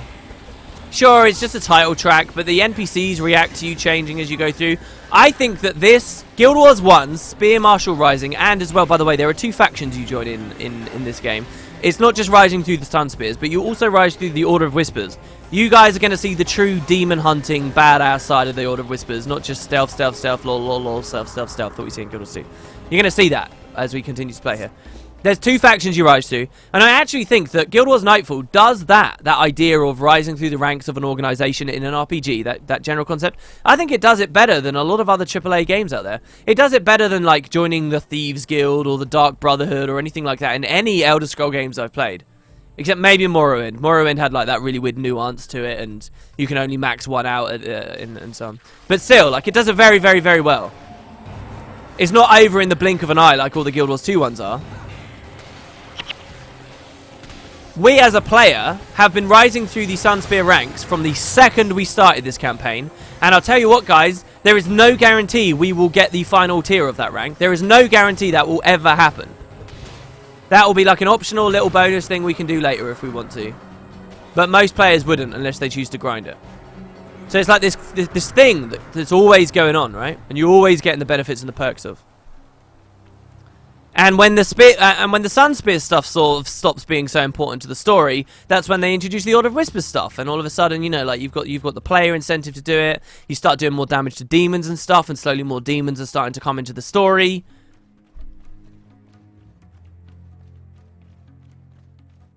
What are you guys talking about? Guild Wars 2 has jumping. Guild Wars 1 has jumping. See? What are you talking about? So like, I can bunny hop. See?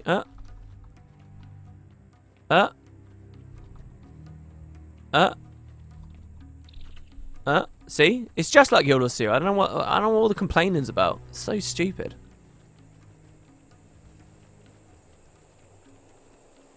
Alright. Come on, Zerai. There we go. He says, "Thank you for your help. Your kindness of the kindness of the Istani never ceases to amaze me. One last thing. Could you give the plant specimens to Midua at the excavations? I must rush off now to have a scholarly discussion. And I don't have any room in my bag to carry them. And, well, to be honest, I'm shy. Oh, thank you. Maybe we meet again, noble Sunspear." Alright, so we get to a new place here. This is the Jockiner Diggings. There's a Winter's Day farm associated with this place. And I believe... Was it this most recent Christmas? Did I do the Guild Wars 1 footage this most recent Christmas? Or was it the Christmas before? I actually came here and filmed. We did a Guild Wars 2 video here. Alright, here she is. Here's the lovely lady. Oh, she is very special. Very nice choice there, Zerai the Learner. "Zerai told you to bring me these. He is such a sweetheart. He knows I love iboga blossoms. The chemical makeup of this particular bloom is magnificent. It's unfortunate that Zerai had to leave. We only had a short time to discuss my research thesis. Well, if you see him again, please let him know I'm always up for another academic debate."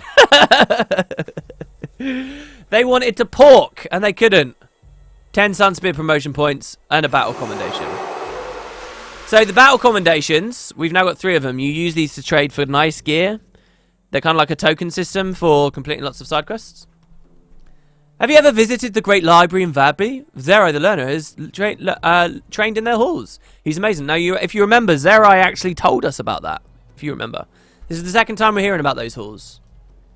See how they set stuff up in the world for the future? Alright. What's up here? I don't know. Oh, that's the exit. Okay, cool. Alright, so this is the Jockiner Diggings. You'll notice that all the henchmen now are level 9 here.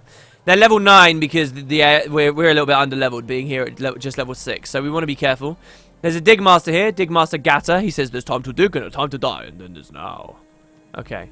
And Lokai, the merchant. We don't have to worry about him. Tugani. I'd offer to sell you some ware, but my goods are all sold. I need to get to Vabi and buy more one of these days. Vabi's a long way away, lady. Long way away. See, it just, like, it makes you excited about getting to Vabi yourself. Okay, so here we get a skill vendor.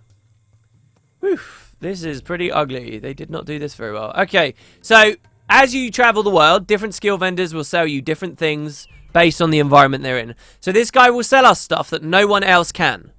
So what you want, my general tip, this is never a tip I came out with before really, but would be always to look at the no attribute stuff at the start of the game, because no attribute stuff is as strong now as it will be late game, because they don't scale. So, Song of Concentration. For 10 seconds, the next skill used by each ally within earshot cannot be interrupted. That takes us 8 adrenaline to use. It's not very good for PvE, as you'll find most skills are. But it's important to look at what your options are based on your secondary and primary profession. In fact, the first secondary you choose could be motivated by this. Here's a dervish one. A 7-second flash enchantment, which means we move 25% faster. And if it ends prematurely, we get to lose a condition. So this is quite nice. This will actually speed us up. I like that. So here's the skill system, alright? It scales based on the amount of skills you've purchased. Your first purchase only costs 50 gold and a skill point, and we've been getting those as we level. So you buy it. Now, if you notice, the second one we buy is going to cost 60 gold. And that will keep ramping up, and each individual skill will cost more and more and more and more and more, until eventually they're all, what is it, a platinum each? So that's important to do that. Then look at what you're actually putting high up. So we're putting spears quite high up at the moment. So what other cool spears are, spirit attacks are there? Blazing Throw, apply burning, an interrupt. We won't care about that for a while. Deal 12 damage, and if it hits someone moving, even more. Merciless Spear is very good, okay? Merciless Spear is great. I'm going to get this. Now, this inflicts a deep wound. Deep wound isn't a mechanic we see in Guild Wars 2. I don't think in any skill or any capacity. And you'll see how it works. It's very fun. I like Deep Wound. Oh, well, you kind of do. Deep Wound in Guild Wars 2 has one effect, and that's that it diminishes the potency of heals on a player by 20%. And that is now on poison in Guild Wars 2. Oh, Mighty Throw is awesome as well. Low adrenaline, and it's got a cast time. You, like, charge it up, and then when you throw it, and it goes really, really quick. Man, I remember a lot of these. These are cool. I like Slayer's Spear as well. I like a lot of spear attacks. This one's good, Worrying, but it puts weakness on you. So you do tons of damage really easily. But if you can't Condi cleanse it, then you do low damage afterwards. Vicious Spear was really good as well. If you crit, it would deep wound him. Man. Alright. Let's not go too crazy. We'll look at some more command stuff soon as well. We can get rid of some of these heal things soon, because I doubt I want to do too much motivation. Alright, so let's swap.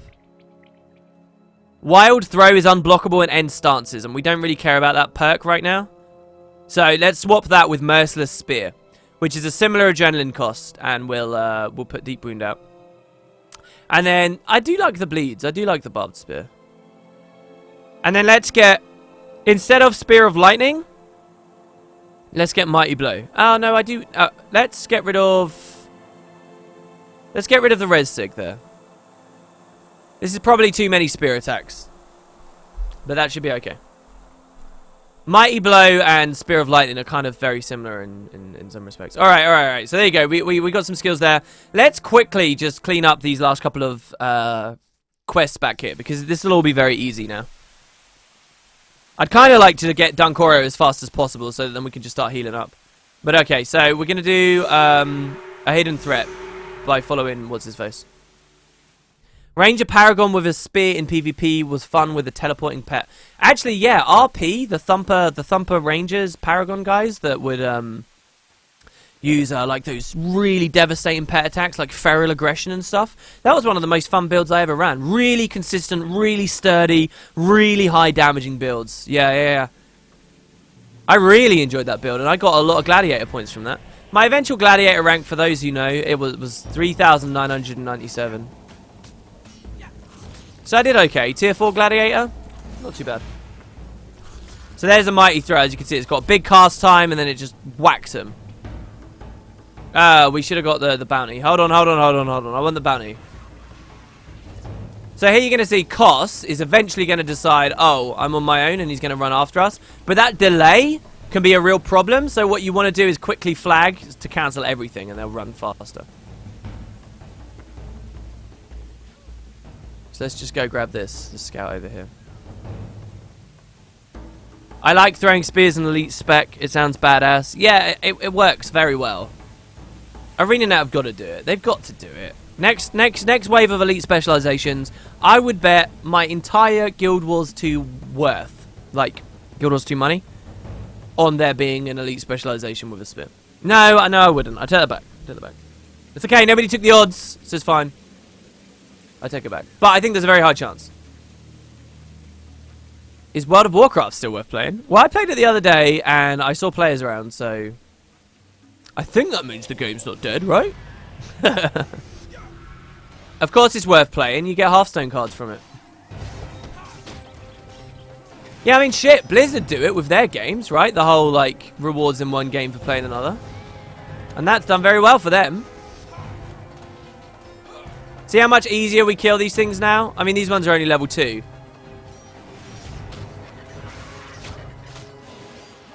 So that's deep wound there. Did you see it for a second? I can only inflict deep wound on a foe when I hit him below 50% health. There we go. We get a level. So now what I could do is reset my points and get more for Spear Mastery, or I could just, you know, push some other stuff up. I'm going to push Command up. Even though we only have one Command ability on the... Oh, what? Ah, that Praying Lance, the level 8 Praying Lance, came out of nowhere and hit me. Alright, cheers, Kos.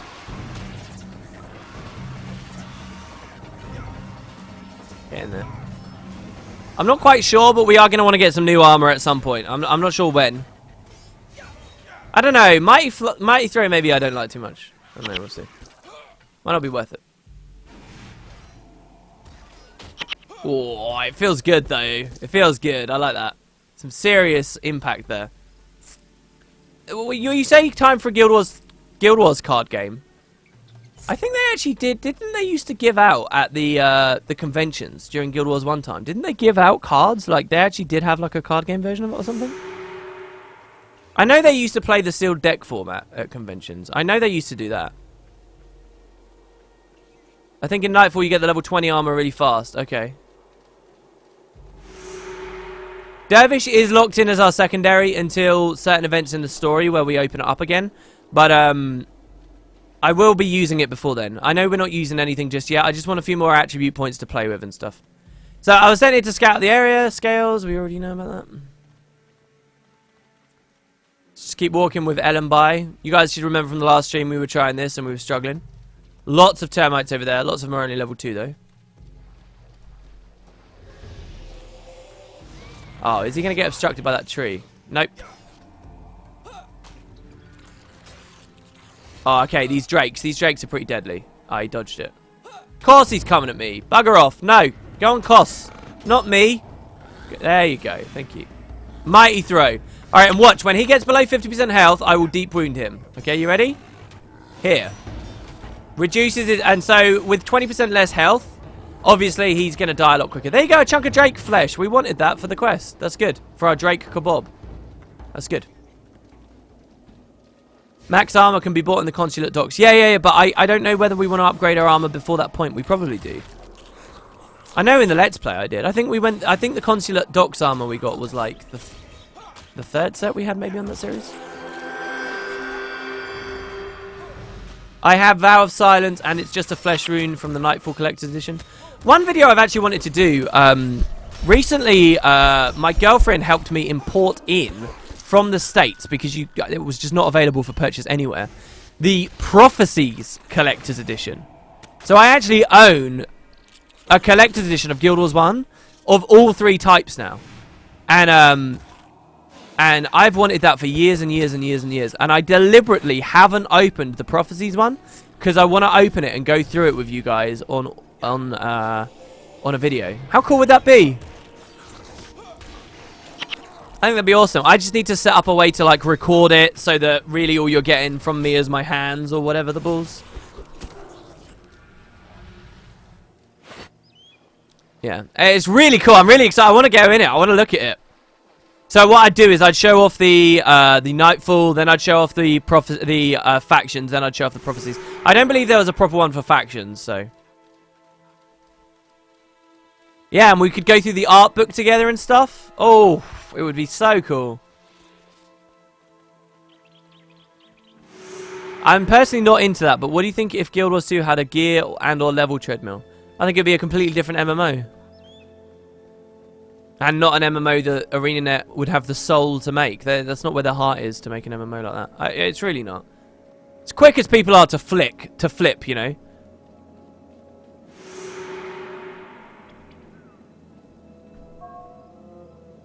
I should invest in a potato mask. You'd be surprised how many people suggest that. Alright, here we go.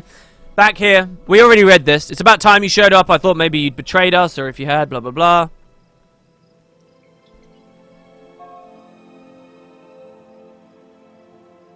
Oh, were we supposed to be sneaking along following him the whole time? I guess we were, huh? Alright, Kos. Can we kill him this time? We're going to be fine. Alright, mighty throw.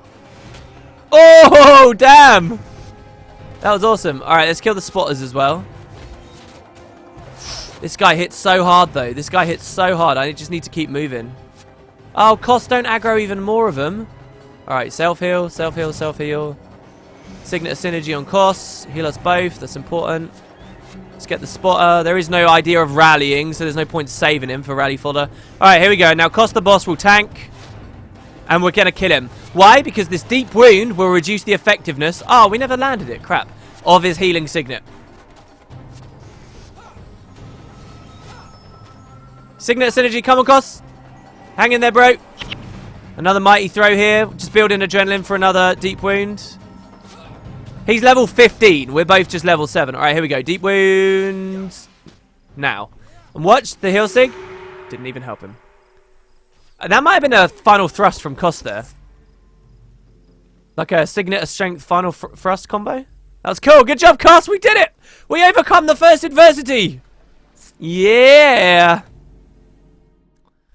Make it stop motion with a potato with eyes on the table next to it. If there, can you do like stop motion with phone cameras easily these days? You've confirmed my suspicions, friend. Such a pity, but have long felt there was much more to Ellenby than met the eye. By dealing with him and his Corsair allies, you have done us all a great service. But I still have concerns that there may be other Corsairs within our ranks. I fear Ellenby may not have been working alone. We shall have to be doubly vigilant. Thank you for your courage, and may the sun guide you. So may the sun guide you is a very common thing that the Sunspears will say.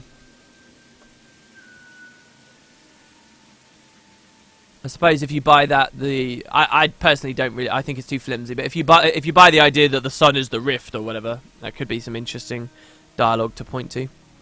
All right, what I'm actually going to do is I'm going to drop motivation off because we're about to play with Dunkoro, and I'm going to bump my spear mastery up. So we're going to go spear mastery, and we're going to go command, and then we're going to go leadership, and then we're going to go motivation. Okay, cool, excellent. All right, and we're going to use enchanted haste now instead of... What do I want to use to move around quickly? I don't know. I kind of want both of these. I'm a bit worried that we're still not good enough.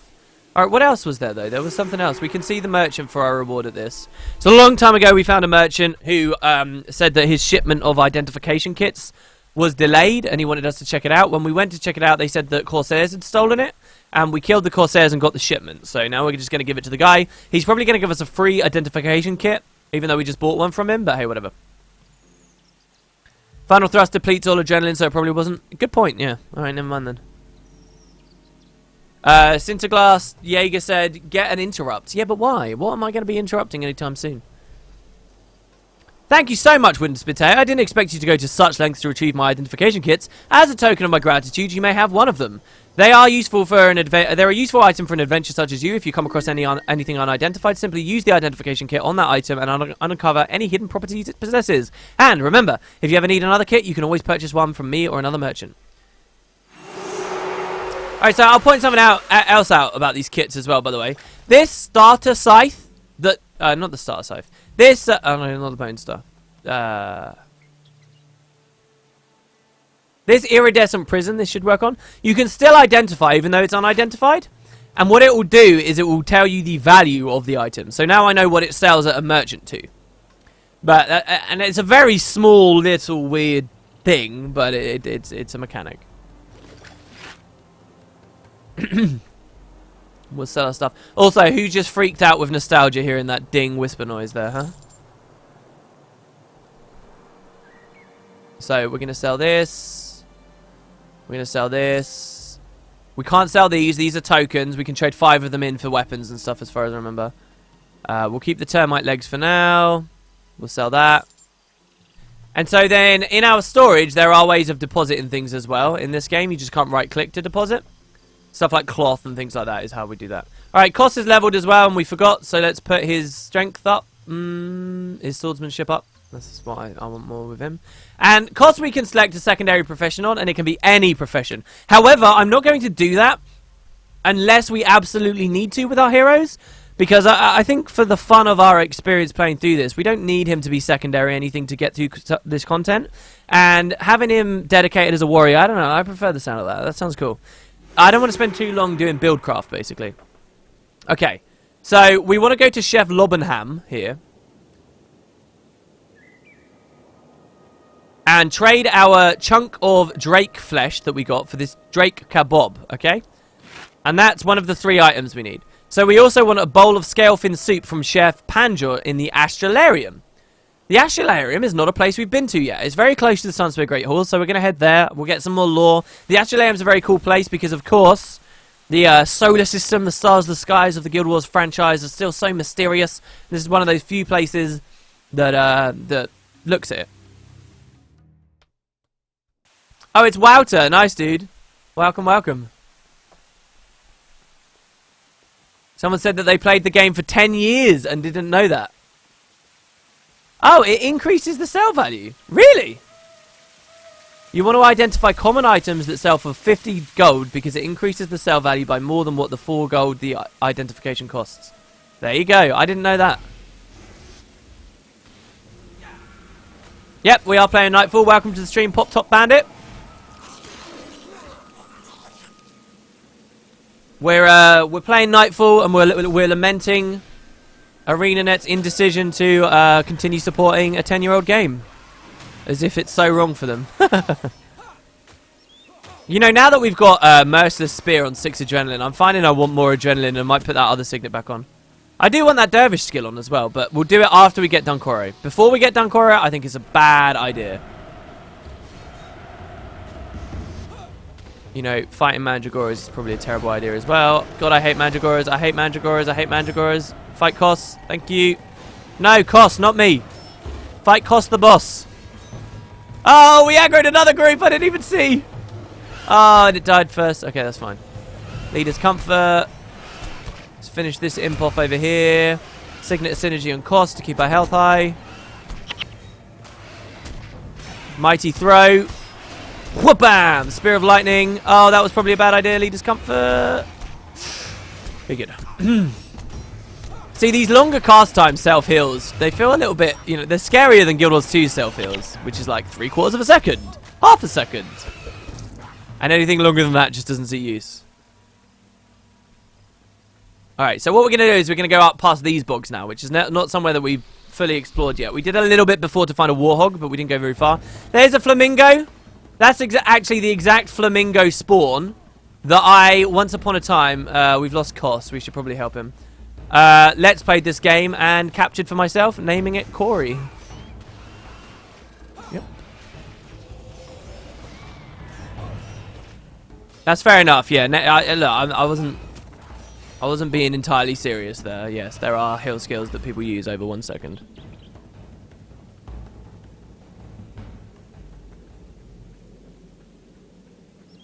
Consume Conditions is a good example there as well, because it feels, when you're using it, it feels like one of the slower ones, you know. And here we are relying on a 2-second one.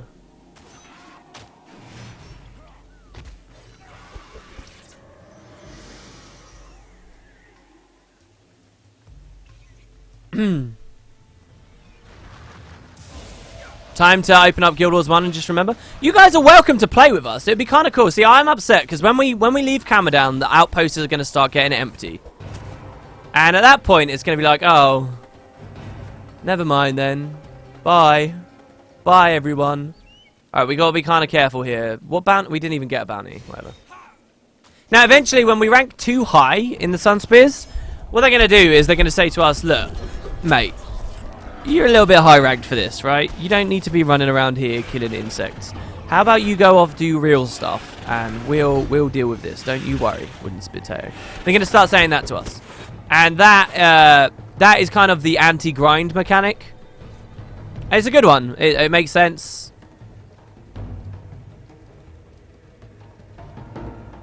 We're not taking henchmen because I like the way that this game feels when you rely purely on heroes. I think it makes it a little bit more fun. So here where the guys were before, I guess it's been replaced by shore watchers. It's totally playable with no henchmen. It's hardest at these earliest moments. I think we get our 8th party member shortly after we get to corner, after we leave this country.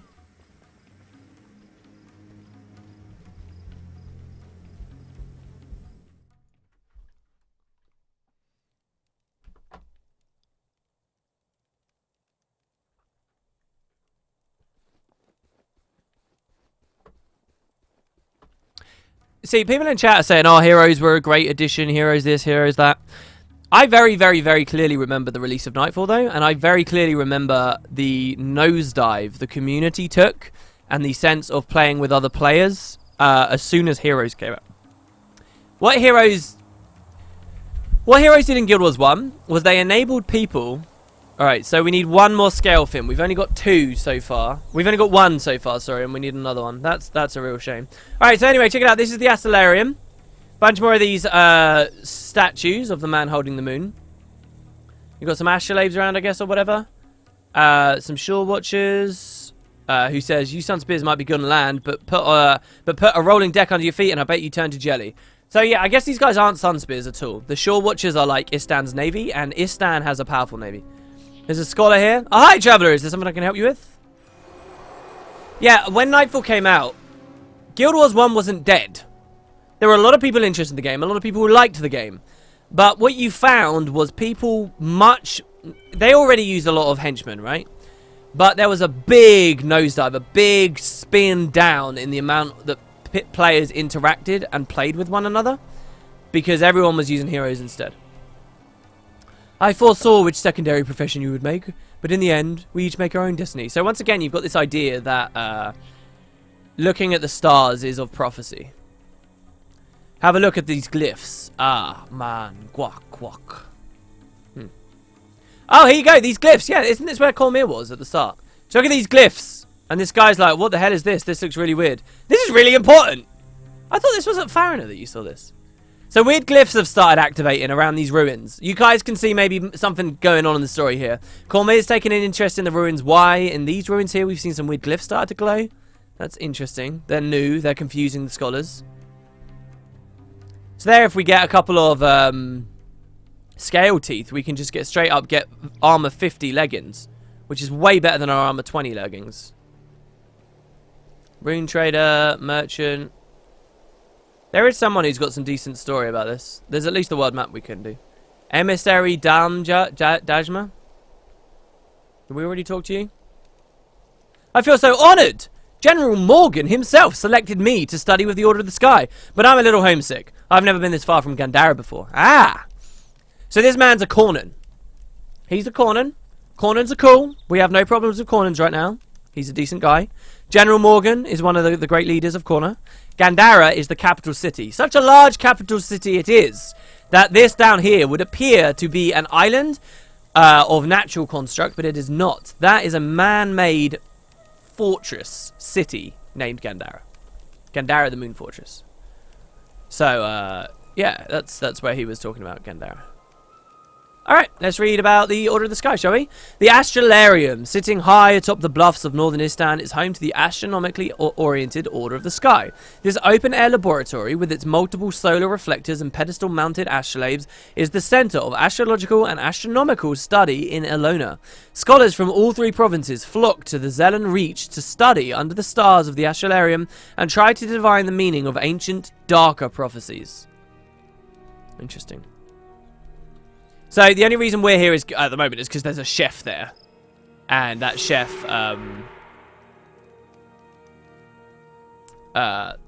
won't trade anything with us right now. All right, Subash the pirate, come on. Let's finish this quest and get on. Let's get on. Let's get Dunkoro. God, I've got to say, it is a little slower than I thought it'd be. Not that I'm not having fun. It's just I'm scared that it will be about 1 billion trillion streams before we finish the game. But I am having fun, and if people are still having fun watching, it's fine. Wind Potatoes, I think you're thinking of the Cormier standing at a statue of the head of Abaddon and activating it. Yeah, I think that is it. What guild am I in Guild Wars 1? I'm in Never Enough Time, which was my original Guild Wars 2 guild for a long time. None of them really play, as you can see. 5 years old and so on. I got to this guild through its alliance, where I was originally in this guild, the Angels and Shadows project. I joined ASP years ago, and I think I met them through PvP. And I was in ASP for a couple of years, then ASP died, but the alliance it was in was still okay. Then the alliance, everyone in the alliance merged together into this guild here called Arc, the Archangels. And then Arc died, and only and the people in Time refused, I guess, to join Arc. I don't quite remember how it worked. But they were still active on their own in the alliance, even though the main one that everyone was trying to merge into died. So then that was when I joined Time instead. And then I went with Time. So here we've got a recurve bow that I might actually keep. So then I went with Time into Guild Wars 2.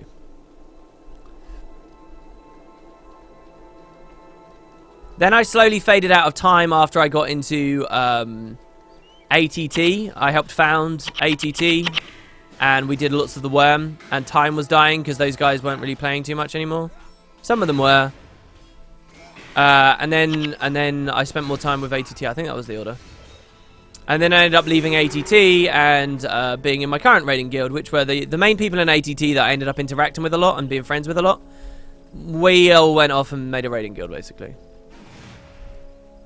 And every time a swap like that happened, it was never a real decision for me to swap guilds. It was just, I don't know. Especially with ATT. ATT, I think, just didn't like that I was in another guild.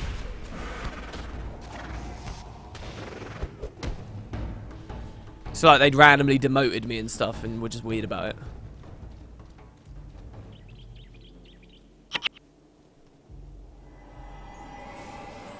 Wastrel's Demise is such a silly spell. I can't remember what Wastrel's Demise is. Or Wastrel's, sorry. I know Wastrel's Worry. That was one of my favourite Mesmer skills. Let's heal costs up a little bit. So here we're level 7 killing level 4 Corsairs, so we're fine. There's another stolen shipment. We do want to kill termites because we wanted termite leg, didn't we, or something? I'm just going to kill these. It wasn't mandatory rep or anything. But, like, they got kind of weird because Worm obviously got boring after a while and Worm wasn't that great. So, I'd be online just doing dungeons and all of a sudden, like, oh, you can't do dungeons while we're doing Worm? Yes, I can.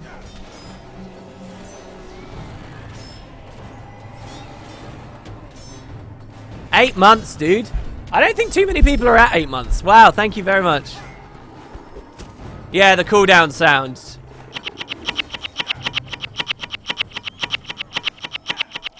That interrupt noise, man. That's like the main noise. That's the Guild Wars 1 noise right there. I was very happy to see it didn't make a return in Guild Wars 2. I'll say that much.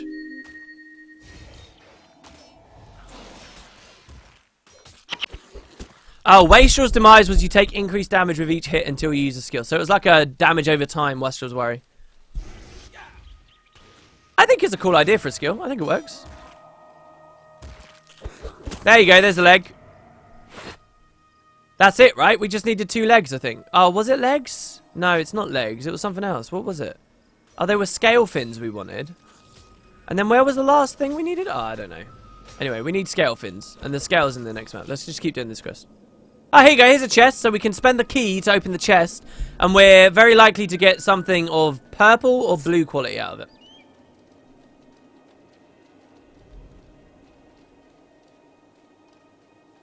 There you go. A purple scythe. Requiring 3 scythe mastery. So, so what's kind of cool about that is we might be able to go to Dervish sooner rather than later. Oh, the legs were one, were they, in the Astralarium? That's a noise you can make an alarm clock and have it work. Yeah, it is. The thing is with alarm clocks, they are always going to make you hate them after a short while. Always. It could be like the happiest, like, little, you know, Hawaii pan flute shit music. And after enough days of waking up to it, you want to die. Yeah, this is Living World Season 3. This is called ArenaNet put out so little content we have to go back in time. It's cool. Yeah, it's so salty. It's for the jokes, guys. It's for the jokes. Oh, I did want to say. Oh, I want to say it on a video. Whatever. One thing I will say about SAB is I'm really happy that they didn't. Now that I've played a lot of it, I'm really happy that they didn't immediately put World 3 out right now. I know that sounds crazy, but it has been so long since we'd played it. If World 3 had just come out, I wouldn't have appreciated it as much as I should. Because World 3, come on, heal. There we go. I just wanted to get the mighty throw first. World 3, I gotta stop using that without actually applying the deep wound. World 3, I would have just gone into it and been like, oh yeah, the old worlds, whatever. But now that I've really taken a deep dive into the other worlds, it makes me appreciate it so much more. I love these giant, like, fonts and stuff. Okay. Sure, the Corsairs laugh, but they be the only laugh for me. So you watch the pirate. Yeah. So I was with me mother, who sent you out to save me. Well, I appreciate the effort. I've decided to laugh for Corsairs to laugh for me. And now that you're slaying these scurvy Corsairs, I figures their ship will be the first thing I'll loot for myself. Tell me mother I'll not be back till my name's feared to the lands, or until an horrible hunger comes over me, whichever happens first. Alright. He looks very scary. What a scary man. Yeah, he's a cowboy pirate. Yeah. Cowboy pirates were very common in the, in that bit of Texas where there's a coast. Did you guys not know? He's off to live the life of a Corsair, you say? Dropping the first letter of certain words? Disgusting! Even in the face of death, he refuses to grow up. That's Suwash in a nutshell. Don't you worry about it, he'll be back in time to eat, and then I'll tan his hide a bright shade of red for making me worry. Thank you for saving his life anyway. Please take this for your trouble. Boom. Another quest complete. So the only thing now is the feast and to get first spear. So let's just do leaving a legacy. Let's actually do the main story here. I can't believe it, man. Like, more side quests. I did not think this stream was going to be side quests again. So yeah, what we will do here is we'll do the story. We'll save these people at the quarry. We'll get Dunkoro, our friend. And next stream we have no side quests or anything going on. We can just sort of, you know, go for it. Push on through. Don't forget, max level's only level 20, and we're almost level 8 already.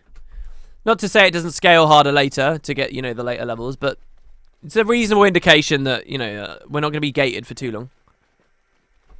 Alright, let's actually get the bounty.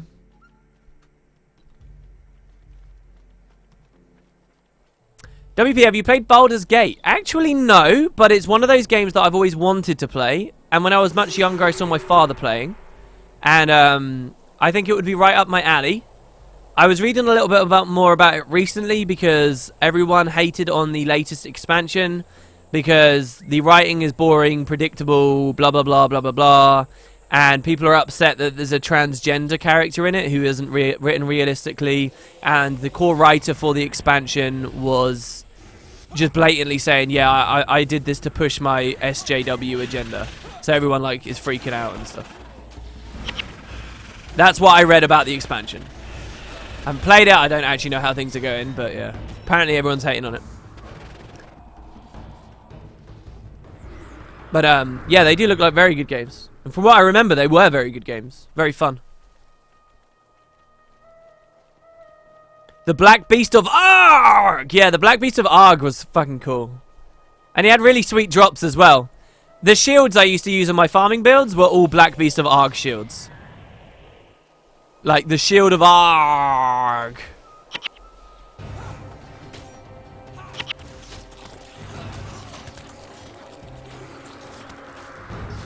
Why don't I get henchies? I just don't think it's as fun with henchies. I feel like the game much quicker just becomes a spam fest where you don't have to pay attention to your health or self-healing or anything just because you've got henchie heals and stuff like that. It's much cooler and you appreciate Dunkoro that much more when you get him on your party if you've not been diluting the team with henchies. I like the team of the feeling of our team genuinely growing with meaningful characters as we go through. And it doesn't make the game that much harder to not play without them. Yeah, Koss is really powerful for the area, yeah, because he's got good skills, he's well balanced, he's been leveled and stuff. I guess I can do tactics because he's using watch yourself. I bought the first Baldur's Gate for on Steam for £4, but I'm so intimidated by the size of the game. It's amazing the value you can get. There's a subreddit called Patient Gamers, guys. I would definitely recommend you check it out if you're into that kind of thing, where you can get these immense, crazy, awesome, super long games for like stupidly low value. So here's one of the most interesting decisions you will ever have to make in Guild Wars 1 PvE. A healer boss. And why is that? Because most of the tactics in PvE, to be perfectly honest, is avoiding mobs, and when you're in the battle, choosing who your first target to kill is. That's most of the game. And so mostly that's a no-brainer decision. You choose the healer first. Kill the healer, and then you're good. But here's the thing. You also usually want to kill the boss first, because the boss does a lot of damage. So what do we do here? It actually looks like we're so weak, this boss is going to kill us. We're not going to be able to beat him. So I'm going to try and flag Koss away. It doesn't matter if Dunkoro dies over there. We're going to try and avoid that fight, because we're not strong enough to do it. A group of all level 12 stuff? No, it's not going to happen. See, here we're in trouble, but if I flag us to the res shrine...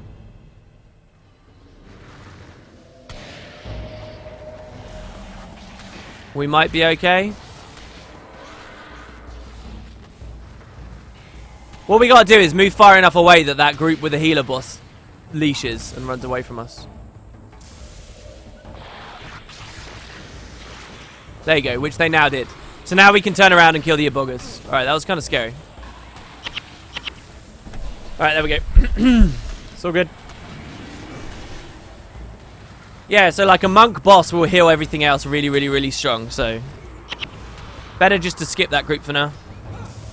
Oh, I just had the "you have been playing for 2 hours" message. I guess we'll finish this quest and call it there, guys. Yeah, the whisper sound is real. There's a couple of really nostalgic sounds in the game. Alright, and now that the heat's off, let's quickly go see what the bounty is at this guy. I remember being stuck because a Char boss was a healer and I couldn't out-damage it, yeah. I'm glad to see there's trouble. We're on the lookout for hostile plants, and we've got Cormier's orders to take out as many as we can. It's a big job, but I'm sure someone like you can help us, blah, blah, blah. Yeah, 2 hours. Please take a break. I like how Guild Wars 2 doesn't offer that anymore. I actually do. I think 2 hours and take a break is a bit crazy.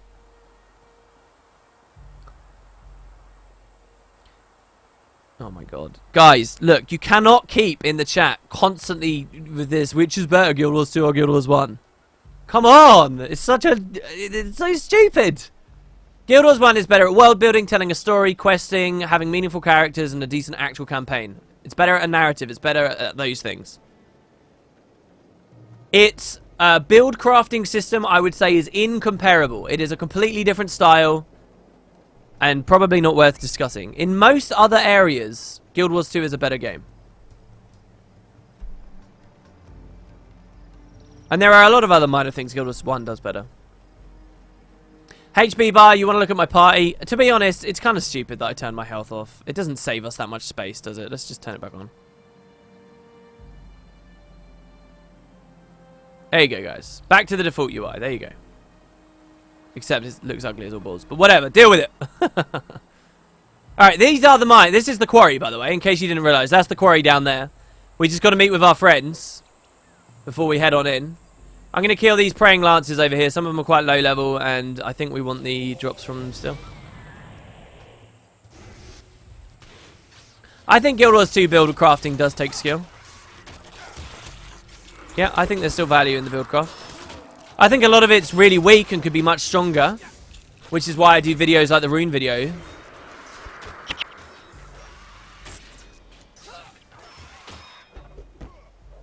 But like, you really can't compare this to that feeling of, you know, when you first found Claypool while exploring Queenstown and stuff. It's just a totally different experience.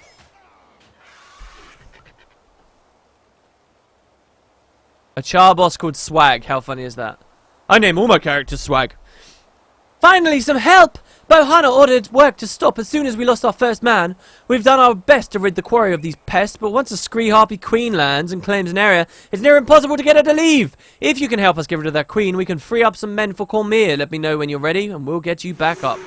Alright, so check it out. We not only have Dunkoro, but we also have a bunch of diggers who will help us kill stuff now. And now all the enemies in the quarry have spawned. I kind of broke the immersion a little there by running through before triggering the quest, huh? But hey, here we go. So we got some Scree Harpies. Now my anthem affects party members, not allies. So unfortunately my anthem isn't going to buff every single one of these diggers. But there are other anthems I can put on my bar as we play through the game that will affect all allies. And in that way it will be quite fun. We can, you know, buff them up. Strikes me that a lot of the diggers aren't even in there fighting yet. Yeah, because I didn't move close enough in. But now that I have, they're coming in, and you see, they're actually pretty good. They can fend for themselves. Windblade Spear, it's worse than what we've got equipped. Let's just keep moving. I do not agree that in Guild Wars 2, your first 5 skills are picked for you. You still have the choice over the weapon and which set of 5 skills you choose. And hopefully, as more elite specializations come out, the more variety people will feel they have. I certainly think that there is as much build variety in Guild Wars 2 as there was in Guild Wars 1.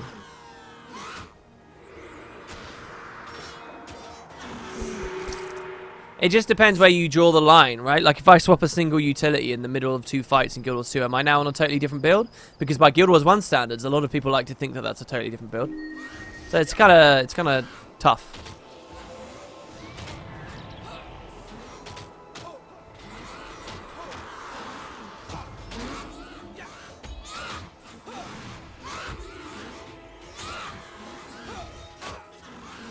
Not to mention the way, in some cases, traits can quite dramatically affect the way that your skills work. Steal for the thief is a very good example. You know, Guild Wars 1 might have had a skill equivalent of Mug, teleport in, do damage, and it might have had a skill equivalent of Steal when you trait it to steal 2 boons, teleport in and strip 2 enchantments, gaining health regeneration for each one or something like that. And people are happy to say they're completely distinct skills in Guild Wars 1, but not happy to say that they're distinct skills in Guild Wars 2, even though functionally that mechanism's still at play with the way you can trait your steal. I think they are such different systems, it's hard to compare. But people are always so willing to compare it in, you know, the negative sense, which I don't think is fair. I think you should just draw the line as they're different skill systems. And there's as much variety in the both of them. Yeah, Steel can go from 1 line of text to literally having 14 lines. Yes, well said, Nocta. That's why I said Steel, because Steel's a great example. Other great examples, I think, are the way... Oh, does it count? Does Dragon Hunter augment in its profession mechanics count? It should, right? It's still traits changing the way skills work. Look at how different air attunement is as an elementalist versus an air specialized Tempest with fresh air. You know, air attunement goes from swap your main skills to strike an enemy, give yourself a shit ton of ferocity, charge into an overload attack that strikes lots of enemies, that creates a lightning field, that inflicts vulnerability, that continues pulsing for seconds after you've channeled it. Like, it's a huge difference. Alright, there you go, we're done. That was easy. Much easier than I thought it was going to be. Did I miss dialogue there? Yeah, I did. Hamar says, thank you, Sunspears, for saving my quarry. I'll be sure to make Cormier send you my best diggers. Wait, before you go, I should tell you that Digmaster Gato was looking for you. You'd best see what he wants. Alright. Let's see what he says here. Deathmore 8, he said, but when you raid, you can't use random shit. Yeah, that's true. You can't use random shit. You have to use reasonable builds that make sense. Just as you had to use narrow, reasonable builds that made sense if you wanted to do Doa speed clear or whatever. What's the difference? There's still more variety. If not as much more variety in Guild Wars 2 than there is in Guild Wars 1. I have more choice as an Elementalist over what build I use in raids than I do as an Elementalist over what build I use in endgame for Guild Wars 1. Work is hard, but so is life. It's just that in Guild Wars 1, the different builds were like wildly different experiences. You know, if I was a monk in a speed clear, you know, an 8-man speed clear of Doh, it was a very different experience to if I was a monk bonding in a 3-man or tanking in a 3-man. All the same profession, completely distinct roles. Completely different feeling builds. While in Guild Wars 2, if I'm a Guardian, my general... Well, a Guardian's a terrible example as well, because Guardian really doesn't have much choice. Anyway, here, check it out. Sup, Doc? How's it going? Digmaster says, excellent work. I've received word from Bahana that he'll be sending some of his best diggers over to help. With that aid, we'll make quick work of the old temple. Cormier mentioned that several Cornan and Vabian dignitaries have arrived. She needs you and Dunkoro to keep them happy while they're here. Okay, I have orders here somewhere. Oh, yes, and take this for a job well done. Oh, and before I forget, Cormier asked me to tell you, Dunkoro, that he's to work with you from now on. She says you work well together. See how much Cormier's been in the story, even though we haven't really talked with her that much. So, Cormier has assigned Dunkoro to our crew, which is excellent. She's going to go ahead, excavate the first city, but meanwhile, another story's just began. People from Corner have arrived. So, Corner is the second of the nations, and the Cornans are a tough bunch. So, Dunkoro unlocked. Dunkoro is an experienced Istani Sunspear, the veteran of the campaigns against Corsairs, Centaurs, Desert Raiders, and inhuman tribes. His experience has not dimmed his dedication. It has simply made him more aware of the importance of planning. And he has kind of a dark history as well, a dark past, which is very sad. Check it out, we unlocked Dunkoro! So check it out, you can add him in! Boom, Dunkoro. He's only level 6. I guess we over-leveled a little. So, he started off as a healing prayers guy. We will run a straw poll to determine exactly what we want him to be. Smiting, protection, healing, or divine favor. We will choose that soon enough, and we'll also pick his elite skill. But that'll probably be at the start of the next Nightfall stream we do, guys. The next one. So, here are your orders from Kilmere. General Morgan of Corner. Remember, we already heard about this man. And Elder Sul wants to show off the prowess of the Sunspears. You've been chosen to represent them and Istan. Once you reach the rank of First Spear or level 12, one of those, you'll find General Morgan, who will be waiting in the Zelen Reach with soldiers for you to fight against. Cormier asks you to take it easy on them. It's only a demonstration after all. Somebody just opened trade with us. Oh, he gave us a shield. We don't... Alright, I'll take it. Thank you. Thank you, thank you, thank you. That's cool. So this is a 3 motivation shield. Which is way better than what we've got. This gives us 10 armor. And it reduces incoming physical damage by 1. But only when we're in a stance, and we don't have any stances. So whatever. But let's do this quest. We'll close the stream down after this quest. This is a cool one. It opens your eyes to the rest of the world. So, we are already First Spear, by the way. We got that already. Oh no, we didn't get that already. Crap. No! No, we are First Spear. We got that ages ago. Yeah. I think. Oh no, it goes Second Spear, then we're Second Spear at the moment, then it goes First Spear afterwards. Alright, so we got a little bit more sort of unfortunate questing and stuff to do for a bit. But we got Dunkoro with us. Alright, we will end it there then. Maybe off screen I will just get us to that rank. Maybe I'll just do that. So we don't have to wait. And then we can push further into the story. So it doesn't feel so slow. So there you go, guys. Yeah. Alright. So yeah, that's it. Thanks very much for watching, guys. I hope to see you tomorrow, where we'll be back in Guild Wars 2, doing some fun stuff. Maybe a bit more Zero to Hero, where we check out a lot of Tribulation Mode, Super Adventure Box stuff. That guild stuff is still going on, so I might do a tour so you guys can see where every single furniture shop is, so that you can unlock the ability to spend your baubles on furniture. So we'll see.